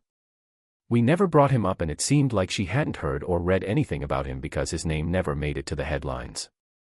Life went on and we found some peace in our own little world. The way things were going great until the girls hit 17 and 15. They were fit, sporty, and killing it at soccer and basketball. They were getting good grades and mostly keeping their parents in the loop about where they were. The family was feeling really lucky. Then in April, this new guy named Tom K. Bernardo started working at the medical center. Liz couldn't stop talking about him to her husband, saying how great he was. Turns out, Tom was a bit of a player, flirting with a bunch of women at work, even asking Marcia out on 3 dates. "What's he like?" I asked, feeling uneasy. Trust in Liz had disappeared a long time ago and would never come back. "He's not bad looking, I guess. Kind of rugged with a strong jaw and dark eyes. But honestly, he's arrogant and pushy. He acts like he thinks just one look from him will make a woman swoon," Liz continued. "Several of the senior staff are getting annoyed with him." Over the next month, I heard more stories about Tom K. Bernardo, not just Tom as he claims, my wife continued. "He's becoming a problem around here, not just. Everyone's fed up with his annoying attitude towards the women he works with." When I asked Liz about Bernardo, she quickly shut down the conversation and said they're not in the same team anymore. I tried asking about his behavior with other co-workers, but she just said she hadn't heard anything. She seemed keen to change the subject, so I dropped it. But I couldn't help but be concerned and keep an eye on Liz, as she seemed to be acting weirdly like before. Since her relationship with Richard ended, Liz has been acting a bit off lately. Even the kids have picked up on it, teasing her at dinner about being in her own little world. Carly even cracked a joke about Alzheimer's that got everyone laughing, including Liz, who forced out a weak smile. It was obvious that something was bothering her. Liz started to withdraw even more in the following weeks, but she still showed affection. They kept making love and she seemed just as into it as before. She stayed interested in their lives, but there was something off about her. Sometimes she'd come home late, like around 8 p.m. after work meetings. And she'd sneak off to take private phone calls in the den with the door shut. I knew some were from her female coworkers, but the rest were a mystery. One night, she came home looking all out of sorts and worried. I tried to give her a hug, but she asked for a shower first. Despite her protests, I hugged her tight, taking in the familiar scent of her hair. She hadn't showered since morning, but it wasn't a manly smell or anything, just her natural scent. She went to her room, then Liz made me a sandwich in the kitchen. "Liz, everything cool? Lately you've been acting weird, I miss our usual chats." She looked scared and said it's just work, the meetings have been dragging on. The director or assistant director keeps making us stay late. She smiled, hoping I was happy, but that night after she went to bed, I stayed up in the living room, wondering if it was time to call Ernie Z. I knew for sure that if Liz cheated on me again, our marriage would be done. With that in mind, I finally went to bed. 4 days later, everything had changed. As Liz was leaving the house after breakfast on Monday, she said, "Sweetheart, I have another meeting tonight. I might not be home until around 9 o'clock. Is it cool if you and the kids fend for yourselves?" She didn't even wait for my answer, just blew me a kiss before heading out to her car in the garage. Something in me just broke. I ran after her as she got into her minivan. I hopped into the front seat and gave her a mean look. She looked surprised. "No, it's not okay." "Something's up that you're not telling me," I said. "I want to know what's going on." Alan said, frustration clear in his voice. She responded calmly, "Alan, it's just a late meeting with the higher-ups. I don't get why you're so mad. Maybe you don't realize how many late meetings you've been to lately or how distracted you've been. You've been hanging out with your kids, Alan." "I think you're lying to me, Liz," he said. Her anger was clear, but she didn't bother hiding it. "For God's sake, Alan, when have I ever given you a reason not to trust me?" As she asked the question, an unexpected rage exploded inside Alan's head. All of his years of self-control vanished in an instant, leaving him furious and bewildered. "Don't spread rumors about me or Richard Gruner," I exclaimed, upset. "And if I find out you're associating with... So, this Bernardo guy is gonna make me lose my cool." I stormed out of the car and slammed the door behind me. I glanced back at Liz through the window. Her face was pale and scared, with her mouth slightly open. She didn't say a word as I went back into the house. I paced around the kitchen, fuming. I felt so betrayed. How could she lie and cheat on me again? It took me like 20 minutes to calm down and realize my mistake. I accidentally spilled the secret that had saved Liz and me from divorce. She completely ruined all my progress in getting over her fling with that guy and getting my life back on track. Feeling drained, I dragged myself to work with Northwest Rail Drive. All day, I struggled to focus, my mind always going back to the bleak future ahead of us. Would everything we built be destroyed, even after all this time? Would Carly and Christina have to suffer through a divorce? I felt a deep sadness for my daughters, myself, and even Liz. But as the day went on, that sadness turned into anger. How could she betray me like that? Man, I busted my ass trying to keep our marriage together, but she just kept letting me down. By late afternoon, I knew I couldn't go back home. I couldn't deal with her or have a calm conversation. So, I called up Christina and told her to go ahead and have dinner without me. Instead, I headed over to the Hyatt, checked in, ordered some room service for lunch and a drink. I spent the rest of the night watching funny movies until around midnight. Then, I snuck back home, packed a bag with the essentials, and took off. Thankfully, Liz was knocked out cold at the hotel, completely unaware of what I was up to in the dimly lit room. I had to resist the urge to shake her awake and let out my frustration. The next day at work was tough, my anger growing by the hour and my concentration slipping. I switched off my phone and let my work calls go to voicemail, which had 7 messages by 4 p.m. Liz texted me 3 times, and I made myself listen to the first one. She asked in a shaky voice, "Hey, are you okay? I'm really sad about Richard. I didn't know you knew him. I swear, there's nothing going on with Tom, Bernardo, or anyone else. Please believe me, honey. Please come home so we can talk. I messed up big time and I'm really sorry. Please come home." The other 2 messages were pretty much the same, so I just sighed and deleted them. She felt really bad, but it was my turn to cook dinner and I knew the girls would be hungry. I ordered 2 pizzas and a large Greek salad. I grabbed a salad from Giovan's and hurried home at 5:30, expecting Liz to be late. I quickly ate and chatted with the girls before telling them I had to go back to work. Another night of frustration and loneliness awaited me at the Hyatt. By the end of the 6th day away from home, Liz had sent me 5 more emotional and apologetic texts, all claiming she wasn't involved with Bernardo. I didn't want to talk to her, see her, or even think about her. So, I just sent her. "So I got this text message that made me think you were lying to me." So I turned off my phone and went back to the Hyatt. By Thursday, 4 days after leaving home, I knew I had to make a change. I was worn out, feeling emotional, and really missing my daughters. But the thought of seeing Liz made me feel like I was going to lose it. I thought about taking the girls out to dinner without Liz around 2:30. Then this middle-aged guy I sort of knew walked into my office. He said, "I'm Mr. Hendrik Peter, a lawyer from the medical facility." So, I ran into this guy a few times at parties, and I remembered him, so I asked him to take a seat. He wanted to close the door, and I was cool with it. Peter told me he couldn't make me keep our convo hush-hush, but he hoped I'd understand why he was asking. Turns out, my wife set up this meeting at the health center because there's some drama with Tom K. Bernardo. Seems like there was a mix-up in the situation. So, keep it on the down low as I spill the beans. The story I'm about to tell you is pretty crazy. Bernardo's in some deep stuff. So, this dude Danielson is being accused of being a total creep towards a bunch of female co-workers at the school. One time, he supposedly got physical with someone. Now, Danielson and his little posse, including 2 chicks who report to Liz, are trying to gather proof against him. Apparently, this guy Bernardo had to dip from his last job because of some shady stuff too. The problem is, he's linked to Indiana's junior senator, so everyone's freaking out about what might happen if this mess isn't dealt with right. Peter and his crew were being all sneaky and careful when they were getting statements and proof before getting the cops involved. That's why Liz was always busy with late meetings and seemed all spaced out for weeks after Danielson spilled the beans. I just sat there quietly for a minute, feeling relieved and optimistic at first. Thank goodness she wasn't cheating again. Maybe we can actually fix things this time.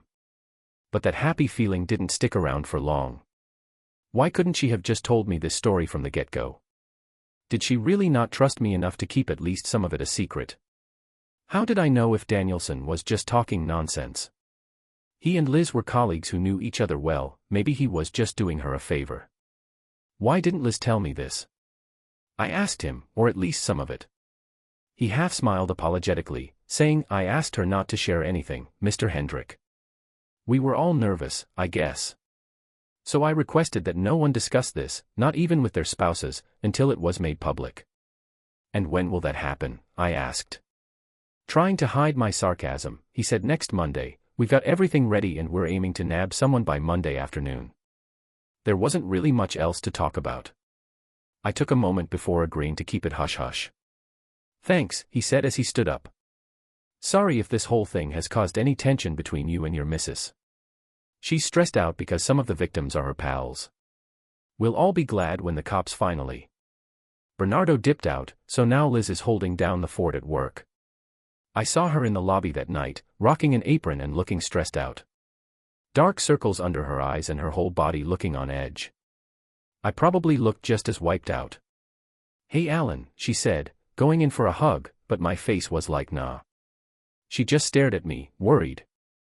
Hey Liz, I said, hanging up my coat in the closet. Are the girls back? Yeah, they're upstairs on their laptops, she replied as I headed into the kitchen.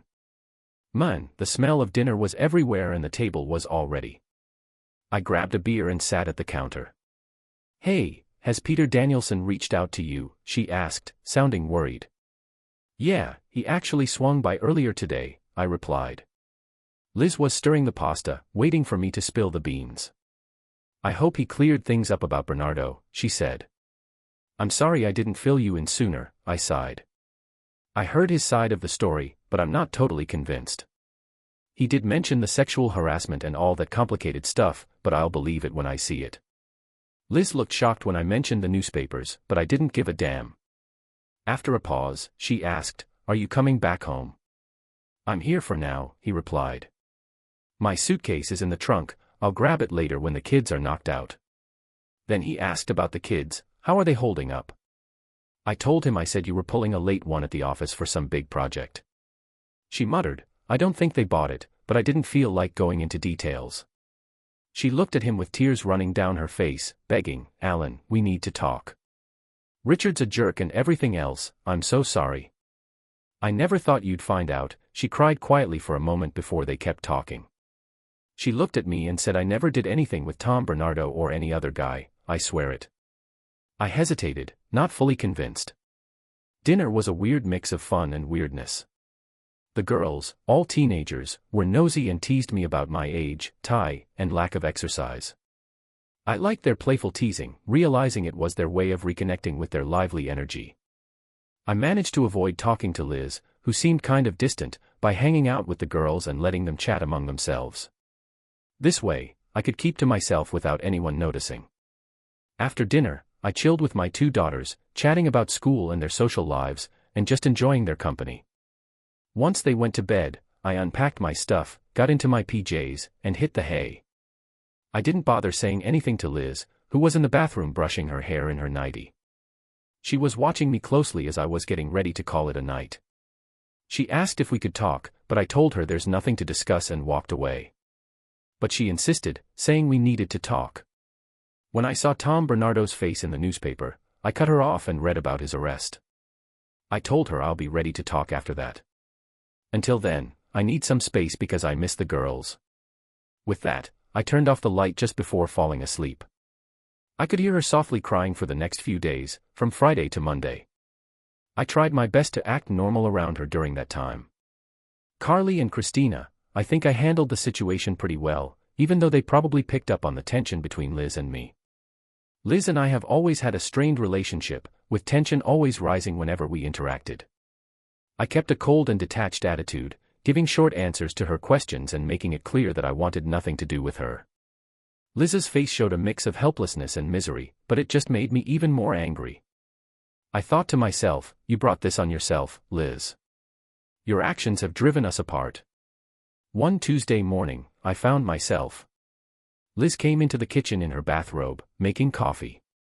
She handed me the Cincinnati Enquirer newspaper from the front porch, showing me the front page with the headline about the medical center administrator getting arrested. There was a photo of Bernardo, a stock image. I read the article carefully, which talked about allegations of harassment and assault from 4 victims. He had 9 charges against him and was suspended from the hospital. He hired Granado and Grieve, a popular law firm in Cincinnati. Yo, so this dude was like, trying to say he didn't do it, blaming it on a misunderstanding. His hospital peeps were all like, we can't believe it, he was so nice, nobody saw it coming. I put the paper down and turned to Liz, she was waiting for my reaction. I was like, damn, looks like the accusations are legit. That guy seems like a total scumbag. You know anything about the victims and what they're going through now? To my surprise, Liz's face dropped and she started crying. She hit her. She buried her face in her hands and started crying loudly. For a moment, my anger and resentment disappeared. I moved to sit next to Liz and gently hugged her, letting her rest her head on my shoulder as she cried for a few minutes. When she finally calmed down and looked at me, her face still wet with tears, she confessed that she was scared I wouldn't talk to her again. She didn't know what to do. She blew her nose, wiped her eyes with a napkin, sat up straight, and looked at me.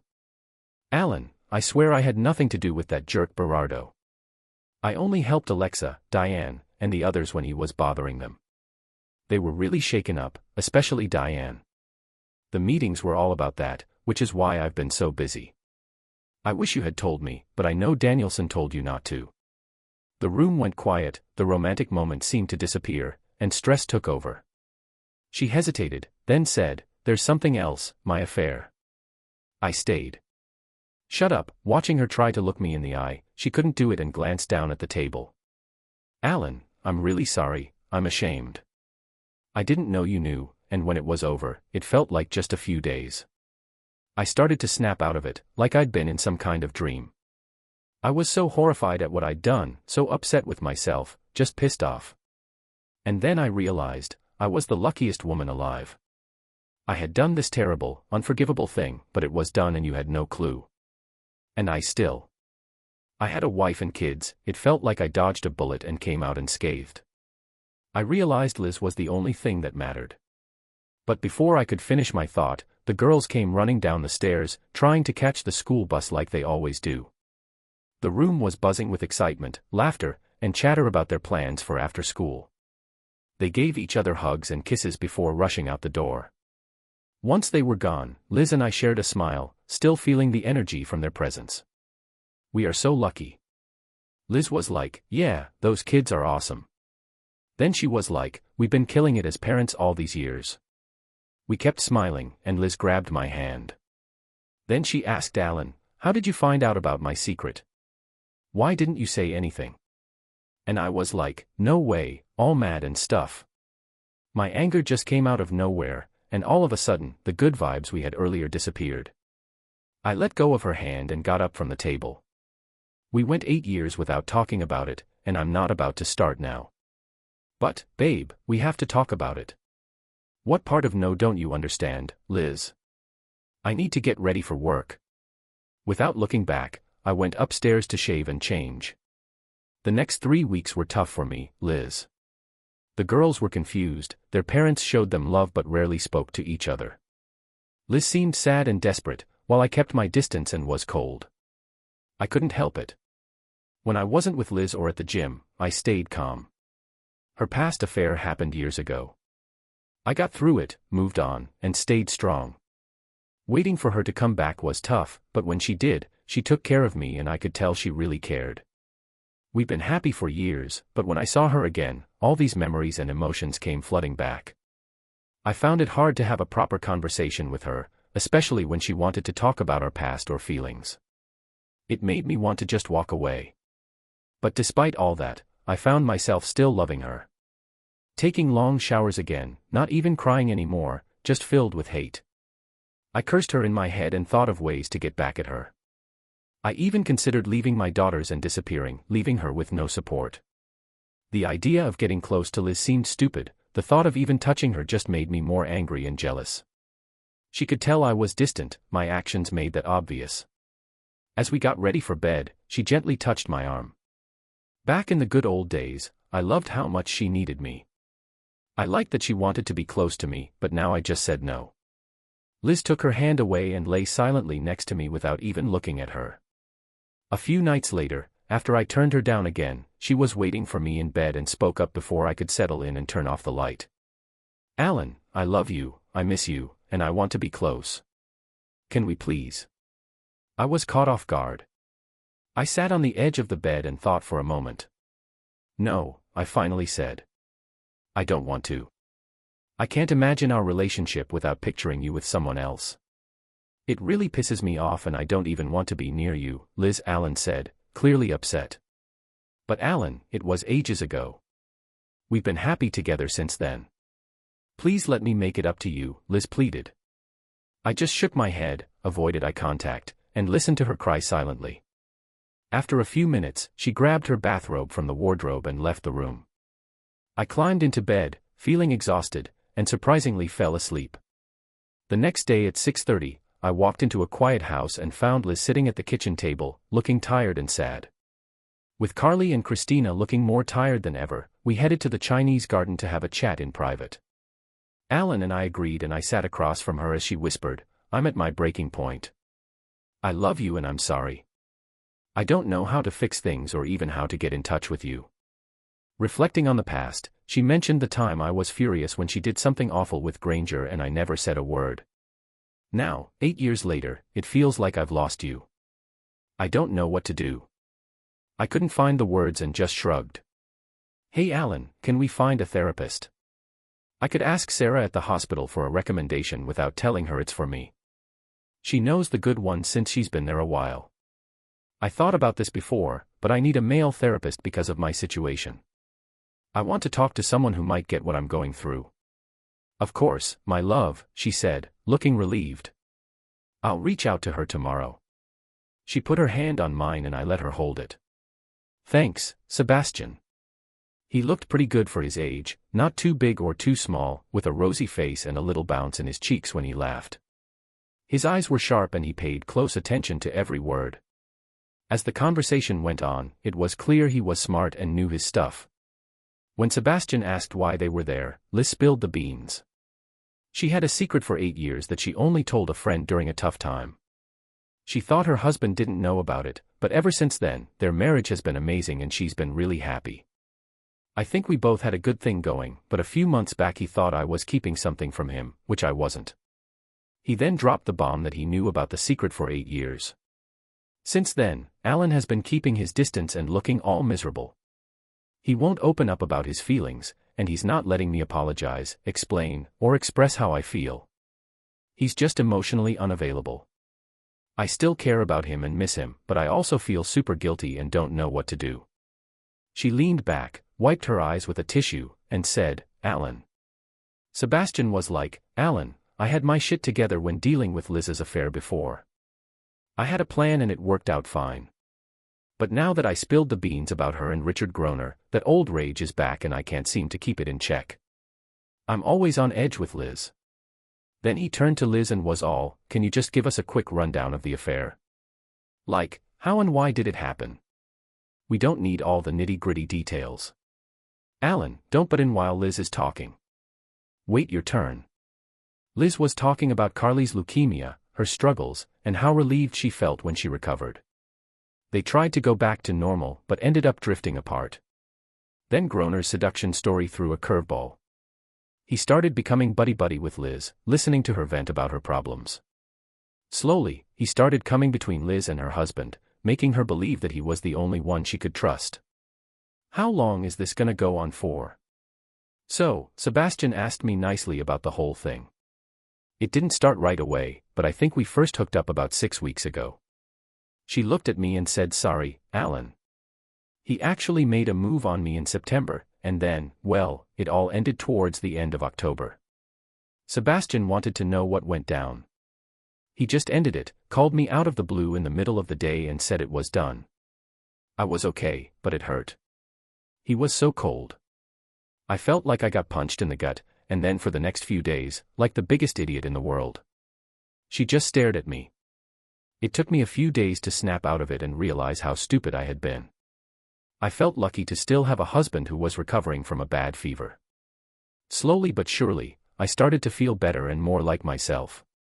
My family, Alan, and the girls, were there the whole time, even though they didn't know it. Sebastian asked me to tell him more about my emotions during and after the affair, speaking softly and looking understanding and warm. When it was all going down, I felt almost. I was totally mesmerized when I was with Richard. It felt like I was living two separate lives or something. It was intense, he was so good at what he did, and it was thrilling to be someone different.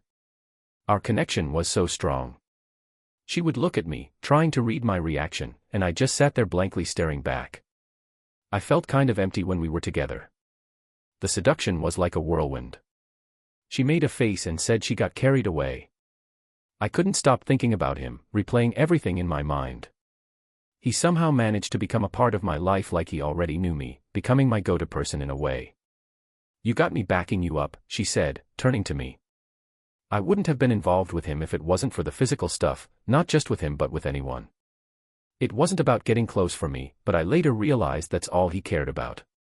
At first, it felt nice and friendly when we hung out, but then it changed quickly. It turned into just a physical thing. I didn't see it at first, but looking back, I realized I was just someone he could hook up with, no strings attached.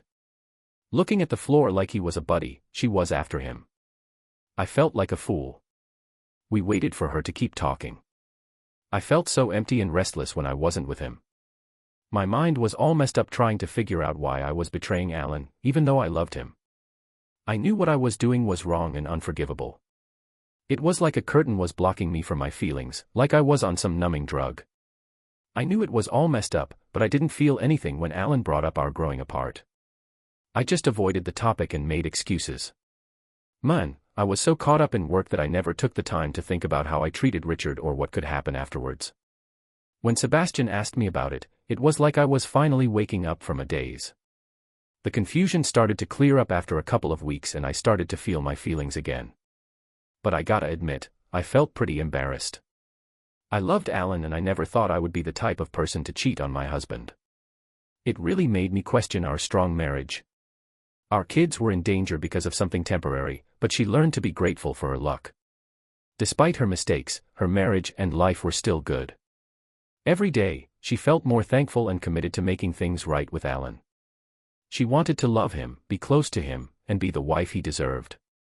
Alan was understanding and caring during the whole ordeal. I found myself again and strengthened my bond with Alan. We made time for each other, showed our love, and were happy together. 8 years ago, but just a few months back, something went down in therapy with Sebastian. She opened up about her worries regarding Liz. Apparently, Liz had been acting all distant and vague, avoiding questions and stuff. Liz got really worried when she couldn't even recognize Richard Greiner, a dude she used to know. So, I ended up hiring a private investigator to dig up some dirt. Got some pics and recordings as proof. When Liz saw the evidence, she looked shocked and scared. She just stared at me. I admitted that I never even listened to the tapes or looked at the pics. I just couldn't handle it. I saw or heard it, I turned back to Sebastian and just kept picturing it. It was tough to imagine the situation, the emotions were strong, and it was a moment I'll never forget. I loved taking longer showers and enjoying my alone time. I felt overwhelmed, leaning against the wall, tears streaming down my face. My mind wandered, thinking about other scenarios like stopping them with a knife or rope, or catching them in the hotel room and walking around naked in the parking lot. I thought about confronting Liz, making her acknowledge her mistakes. Especially in front of our kids or at a family gathering like Thanksgiving dinner with her folks, Liz's face went pale like she could read my mind. Sebastian whispered, "Must have been rough for you, but you never stood up to her or thought about divorce, huh? Ever consider it?" I laughed and said, "I thought about taking the kids and starting over somewhere else, but I went through my parents' divorce when I was 10. It was so scary and they were so mad at each other. Our parents stopped acting like adults and started acting like kids, putting my brother, sister, and me in the middle. Years ago, my brother and his wife broke up, and I saw their kids go through the same thing. How could I do that to Carly and Christina after all Carly had been through with her illness? I promised myself to do whatever it takes to save the marriage. He said, but you could have told Liz you knew and made her end the affair. I didn't think it would work. I wasn't sure I could control my anger. I imagined how she would react. Colloquial translation, she was apologizing and trying to make things right with me for weeks or months while I was so angry I couldn't even talk to her. I just smiled at Riley, sort of like where we are now. Plus, I knew I wouldn't trust her if she said she loved me or tried to get me into bed. How could I trust her? How could I know if she really wanted me, or if she was just scared I would kick her to the curb? I knew I would have to wait and see what happened after the misunderstanding. I had to check if she still loved me and wanted me, so I just pretended. So I was trying to stay positive and not let my feelings of sadness and frustration show, except when I was alone in the shower. I went to work, came home, and took care of the kids as usual. Sometimes I hung out with Liz, but it wasn't all lovey-dovey. Liz looked kind of sick and upset. Your plan was to just wait for your other relationship to end without telling Liz. I asked if you would come clean, but you said no. So I showed Garnier a picture and convinced him to call Liz and put a stop to their affair. I was there when it all went down and Liz finally let it all out. Sebastian started bawling his eyes out and I could tell he was really upset.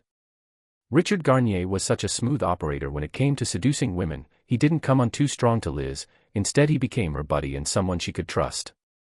You gotta really understand the situation before you make any moves.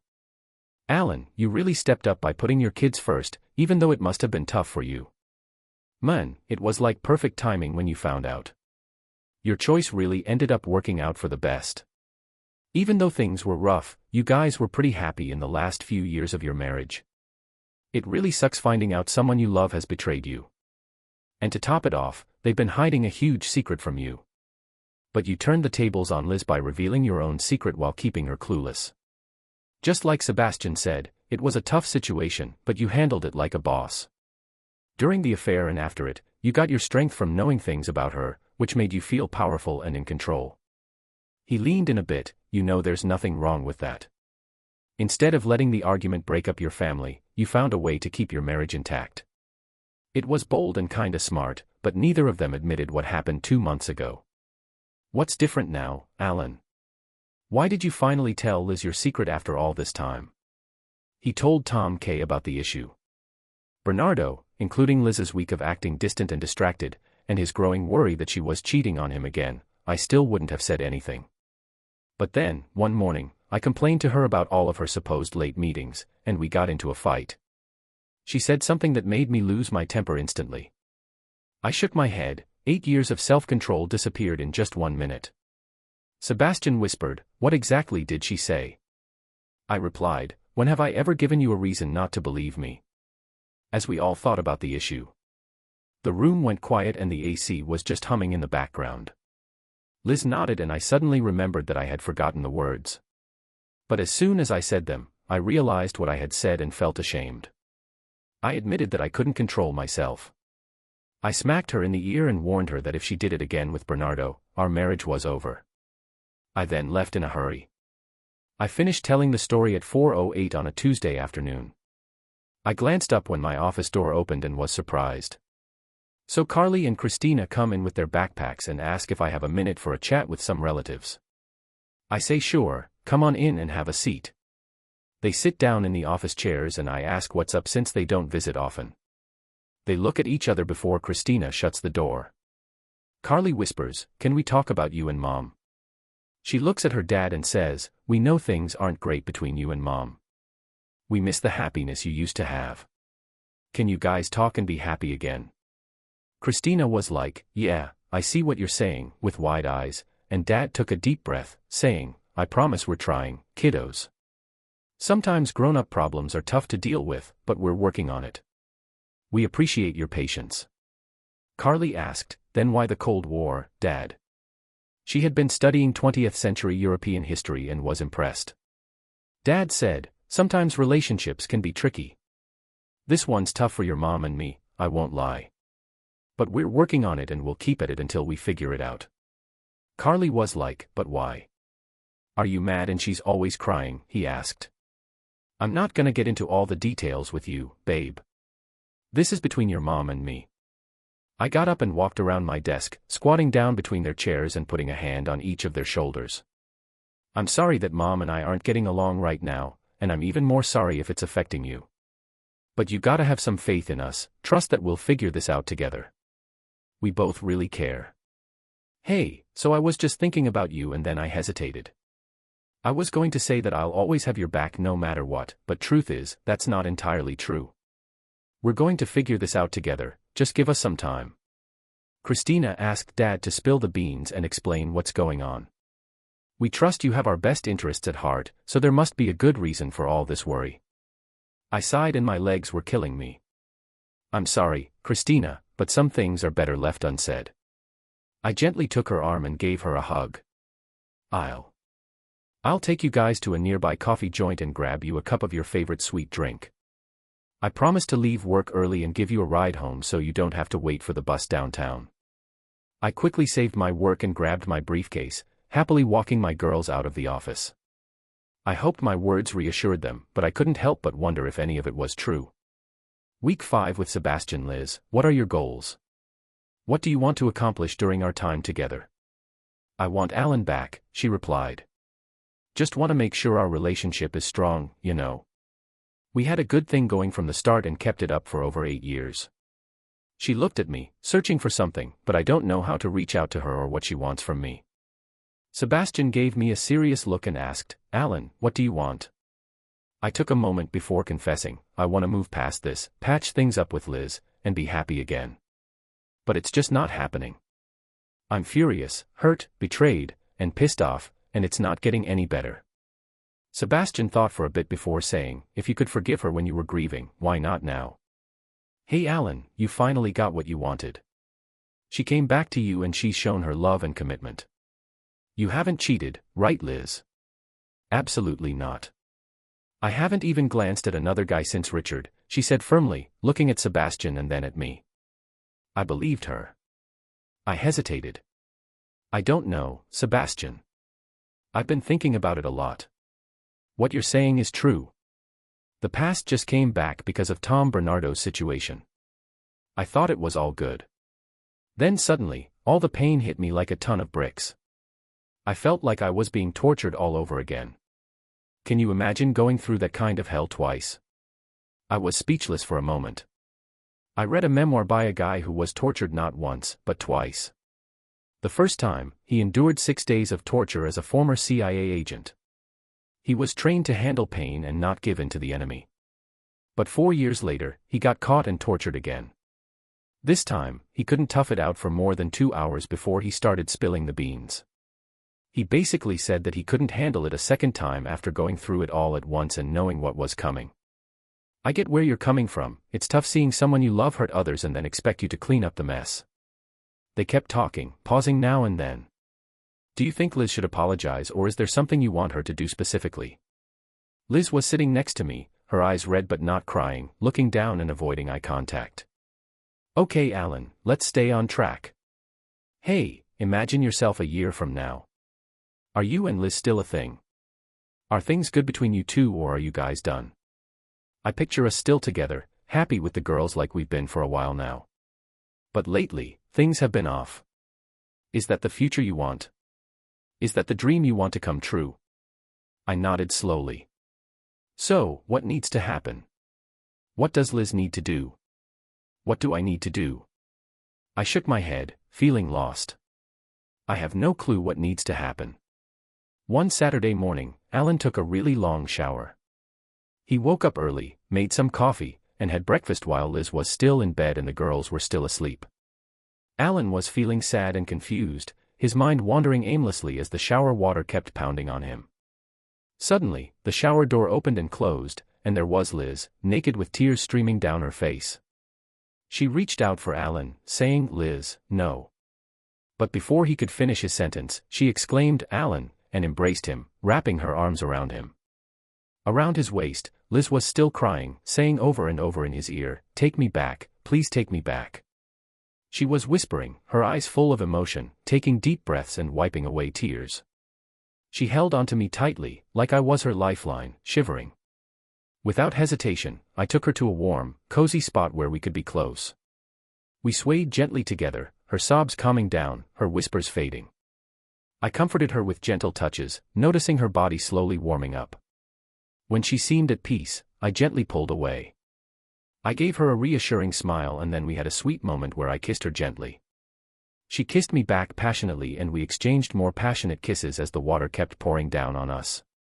When I pulled away with a smile on my face, she started crying again and held onto me tighter than ever.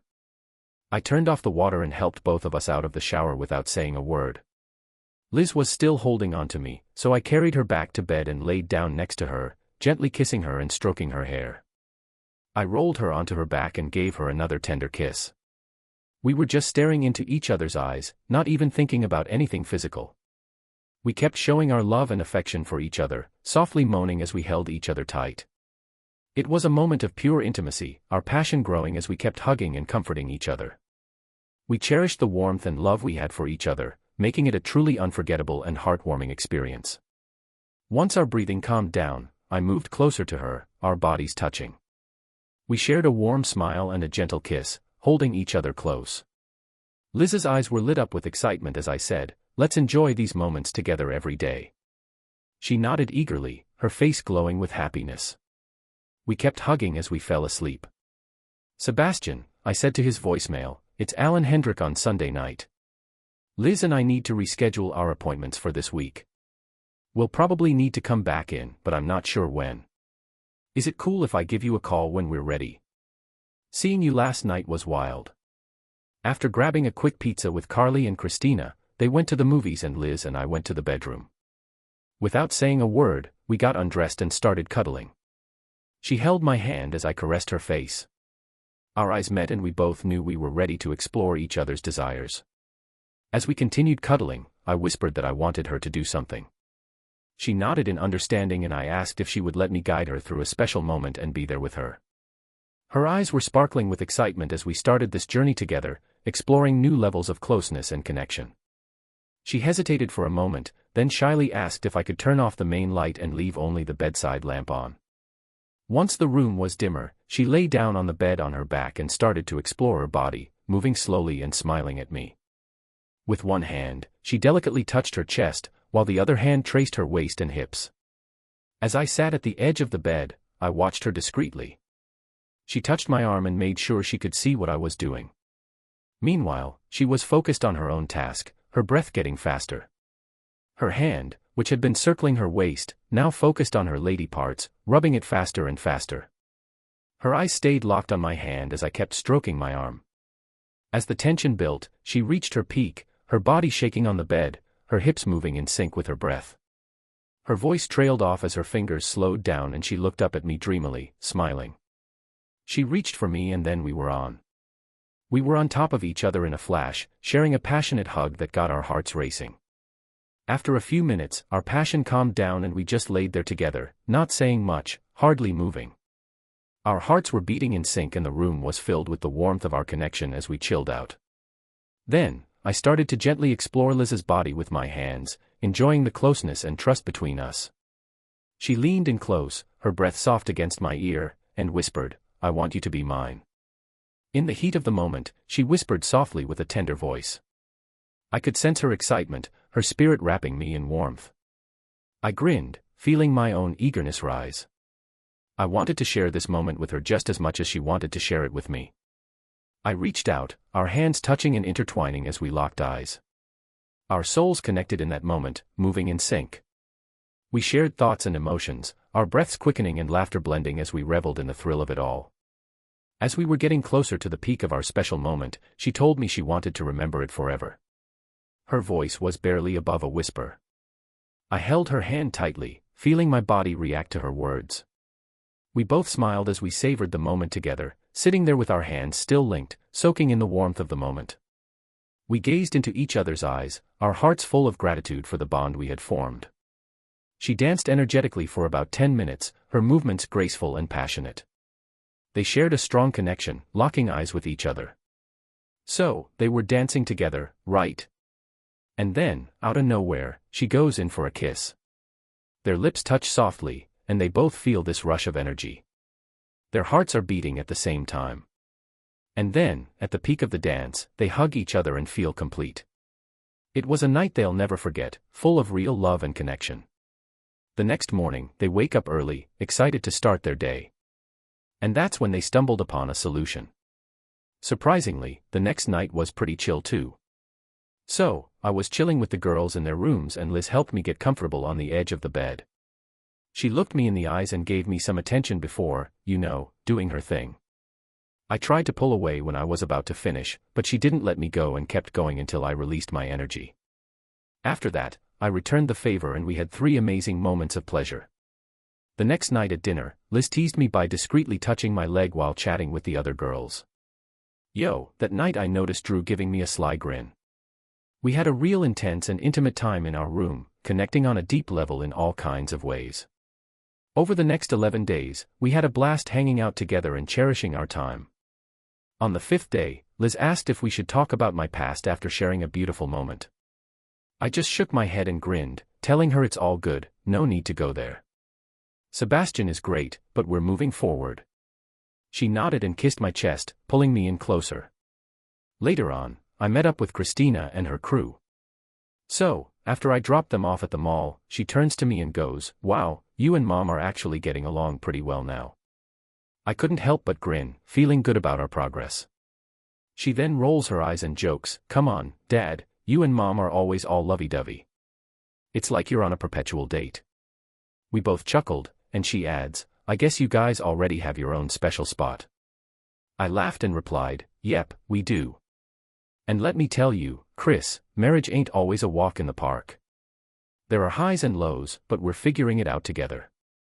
She just smirks and says, "Thanks for the wisdom, Dad. I'll keep that in mind." According to my wise words, she laughed again, but I could see the relief in her eyes. 6 weeks later, we visited Sebastian one last time and it seems like something really good has happened. "Can you spill the beans?" I just smiled. Liz blushed a bit and said we've been hanging out a lot and having some really great times together. It's been a few weeks of amazing moments and we've been able to have a few every week. It feels like we've gone back to the happy beginnings of our relationship. Alan says it's been awesome and full of good vibes. When we're together, it feels like we can just relax and have fun without the pressure of expectations weighing us down. He told me that he noticed a difference in us. "Liz looks glowing and you seem more laid back. It's like we found a new way to be happy and at peace." I shrugged, thinking back to when you asked me what we needed to do to make our relationship stronger. I had no idea then, but it turns out that it's not about what we say, but about how we act. We've been talking too much. I guess I was overthinking and not really connecting. "Sorry, Sebastian," he smiled. "I've heard that before," he said. "So is everything good? We don't need to go back to what we were doing." Liz and I looked at each other. She shook her head and said, "I don't think so. It just feels like we're in a good place with each other right now." She reached out for my hand and I held hers gently. "We'll come back," I said, "but for now, it doesn't seem like we'll have to." He greeted us at the door, gave us a big handshake, and even kissed Liz on the cheek. "Good luck," he smiled. "I hope everything goes well." "Thank you," we replied. "We're feeling good too." Thanks for listening to our stories today. If you liked what you heard, please hit that like button and subscribe if you haven't already. Also, drop a comment below with your thoughts on what went down. Take care.